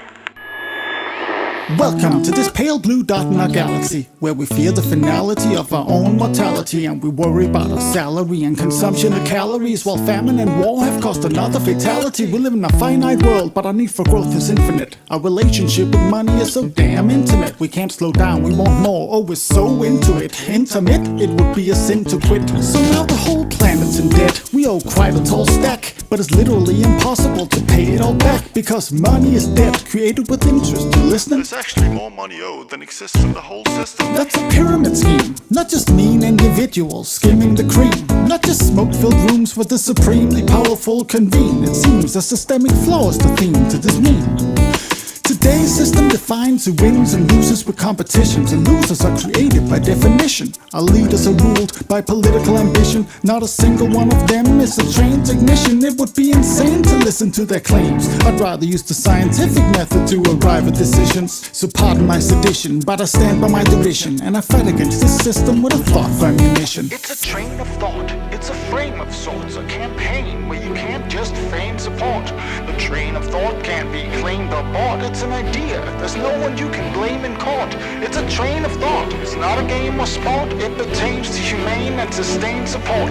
Like a chain is wrought, it can be trained and taught to anyone with a brain. Let me explain in short. I'm talking about the resource-based economy, the scientific method for social equality. No political borders, no one giving you orders. It's the wealth worth giving to our sons and daughters. I'm talking about the resource-based economy, the scientific method for social equality. Take care of the planet and meet everybody's need. Make the world debt-free, just live and let be. We can't control nature, we can only try to fit the mold. So instead of growth and jobs, let's set ourselves a new goal. A bold, high standard of living for the planet as a whole, in a sustainable way for every human soul, young and old. Let go of your borders, time to think worldwide. No more democracy and politics, all that's been tried. Instead, we use the scientific method as a guide to arrive at decisions on how technology's applied. And if we want to provide, we can't take a resource and abuse it. We need to keep track of what we have and how fast we use it. Systems theory tells us everything in nature's connected. When we cut down too many trees, the ecosystem is affected. So in production, it makes sense to build everything to last. Planned obsolescence should be a thing of the past. And if we design fast evolving technologies to be modular, we can replace old parts with the new and more popular. To distribute our goods, the shortest distance is preferred. To transfer from there, what we can make here is absurd. Then we evaluate demand for goods and build hubs to receive them. Like a library, we check things out for as long as you need them.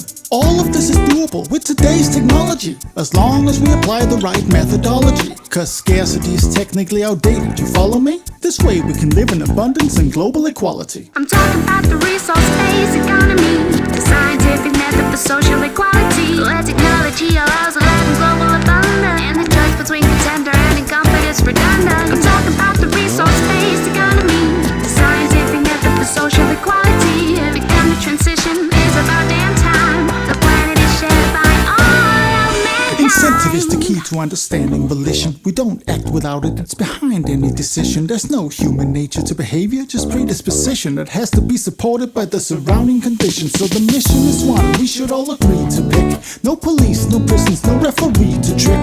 Build a system with no incentive for harmful behavior, cause if you remove the carrot, you don't need the stick. There would be nothing to gain from trying to mislead, mistreat or deceive. No incentive to thieve, what could you hope to achieve? Anything you need, you can get for free, and it would always be available, so no reason for greed. 10% of the population makes the system run, so instead of working 9 to 5, live your life for fun. Travel the world, raise a family, read a book, build something beautifully useful or learn to cook. It's this generation's defining challenge, extraordinaire. It's not complicated, just a comprehensive affair. For some it's a big mouthful, for others a breath of fresh air. Don't be scared, cause it can be done, don't despair. Educate yourself on how the current system's impaired, but please do more than just make other people aware. When it comes down to it, we have two things to declare. One, we all care, and two, we all share. That train of thought, it's a frame of sorts, a campaign where you can't just feign support.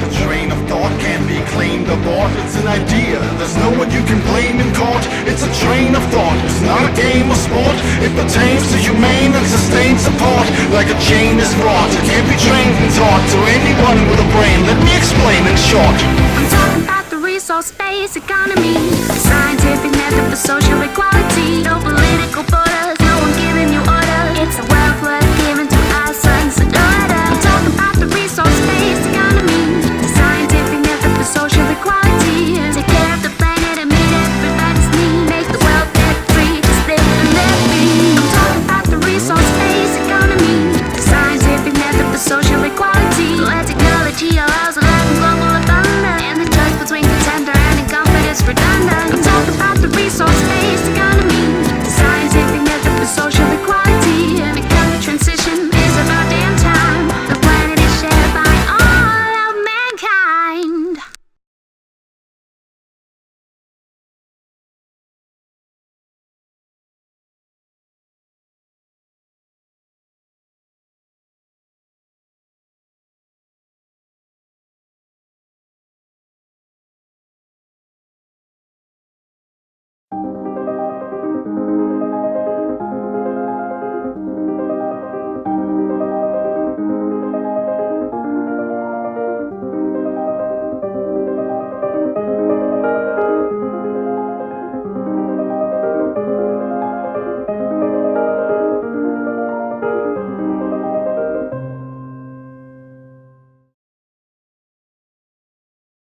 You see, the real value of a conflict, the true value, is in the debt that it creates. You control the debt, you control everything. You find this upsetting, yes? But this is the very essence of the banking industry. To make us all, whether we be nations or individuals, slaves to debt. You can't call me money, but you can't escape from me. I take grace hatefully, enslave and make it fuck for me. And luckily, the species ain't seen my diseases. I bloody the streets with bodies that keep slacking me. You casually spin me as I deprive freedom and lives. As I push your future aside, you're divided, can't ask why. Your progress is nonsense, it's swamped with obsolescence in seconds. I take your best shit and wreck it. While you stress and caress me, I poison your cities. Left you degraded and clueless, disgracefully stupid, neurologically damaged, empathically savage, with habits as hazardous as Halliburton's habit. You can't avoid my madness as I ravage the planet. For useless consumerism, I'm abusing a system of associative thought patterns to eradicate plates of earth before you vacate the space for permanent work.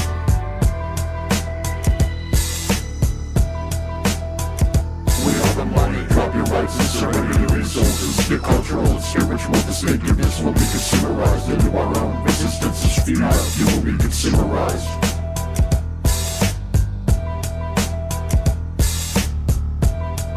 You will be consumerized.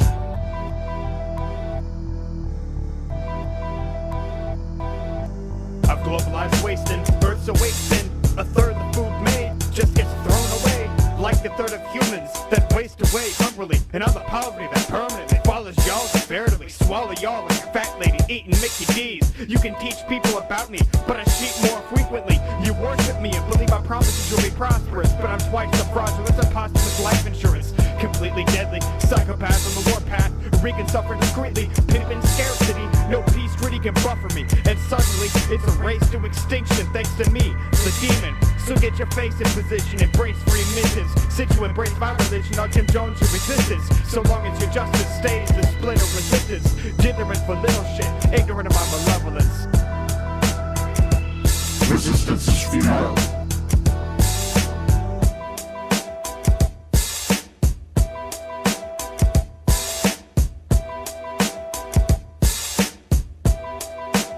You will be consumerized.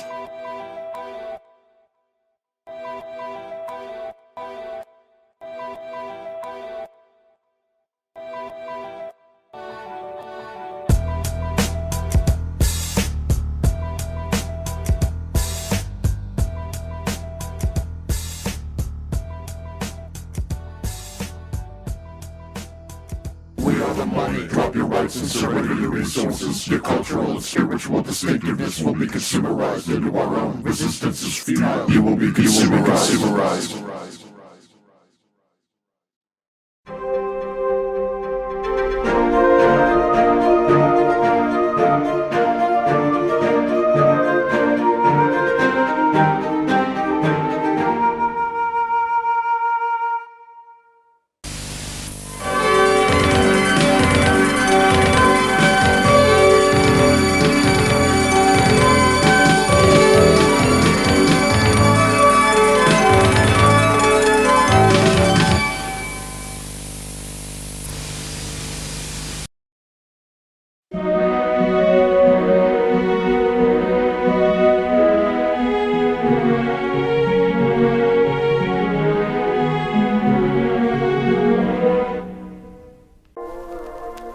Sasha, and I'd like to tell you about my home, Prison Earth.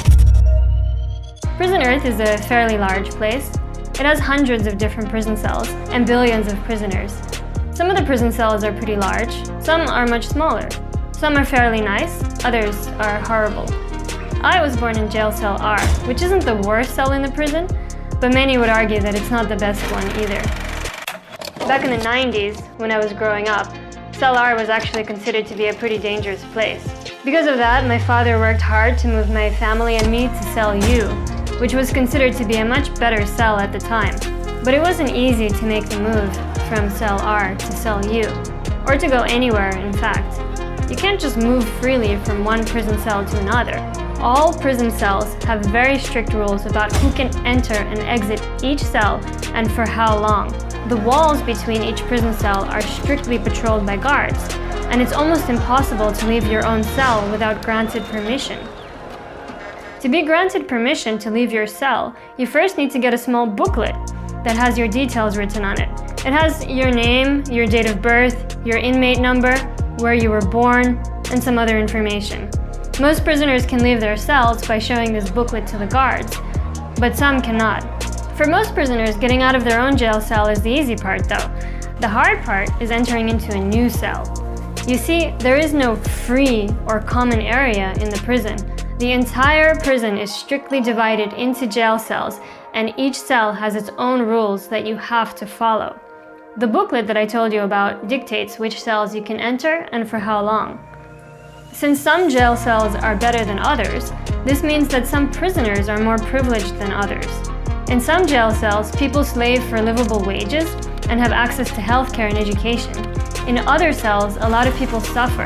They slave in awful conditions and barely earn enough to eat. If you're born in a good jail cell, like the ones in Area E or Area A, you might be quite lucky.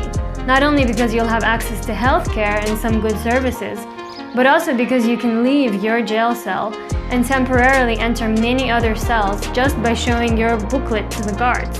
But if you're born in one of the bad prison cells, you're quite unlucky because it will be very difficult for you to leave or to improve that cell.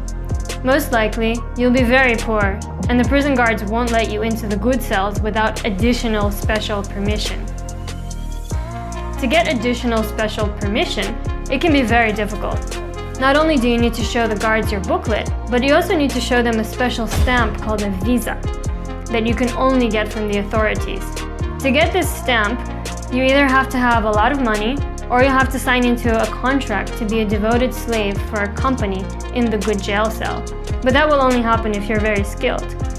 Sometimes you can also perform a ritual called marriage with someone from that jail cell.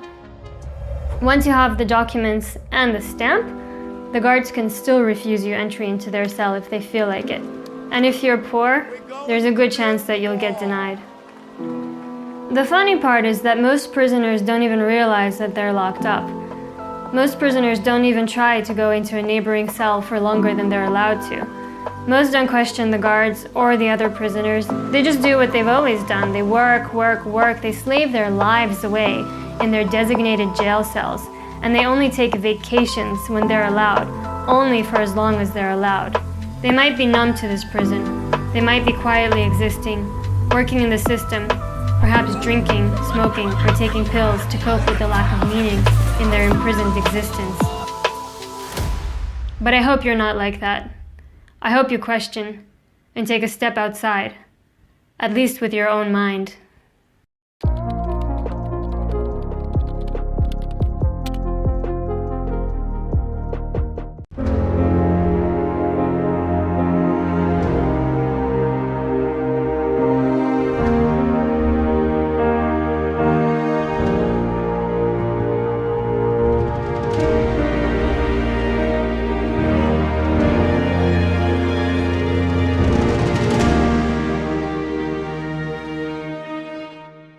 I am zeitgeist.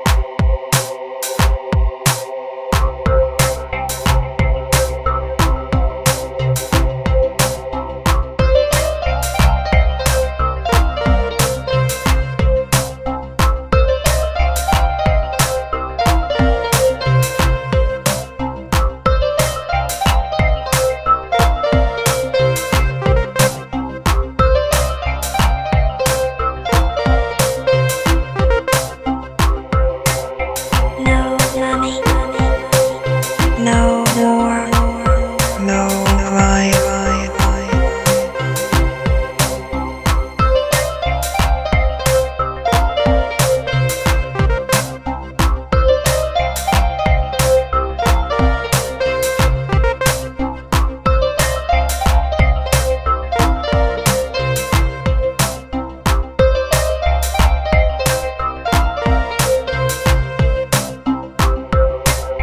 No money, no war, no right.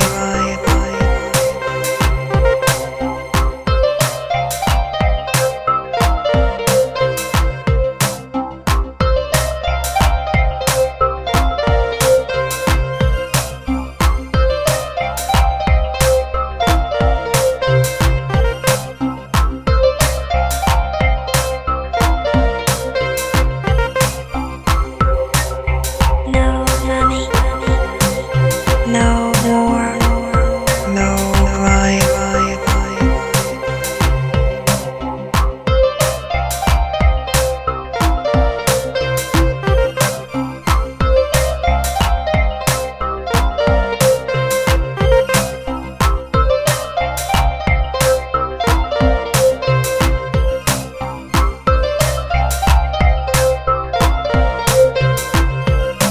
I am zeitgeist.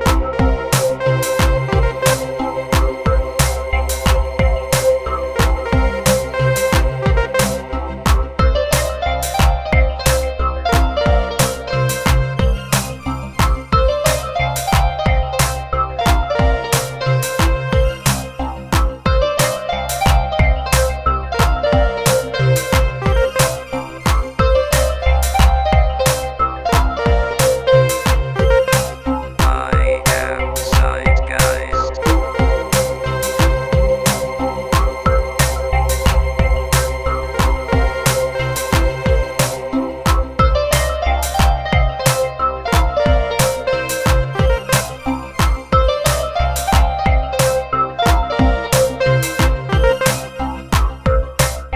No money, no war, no right.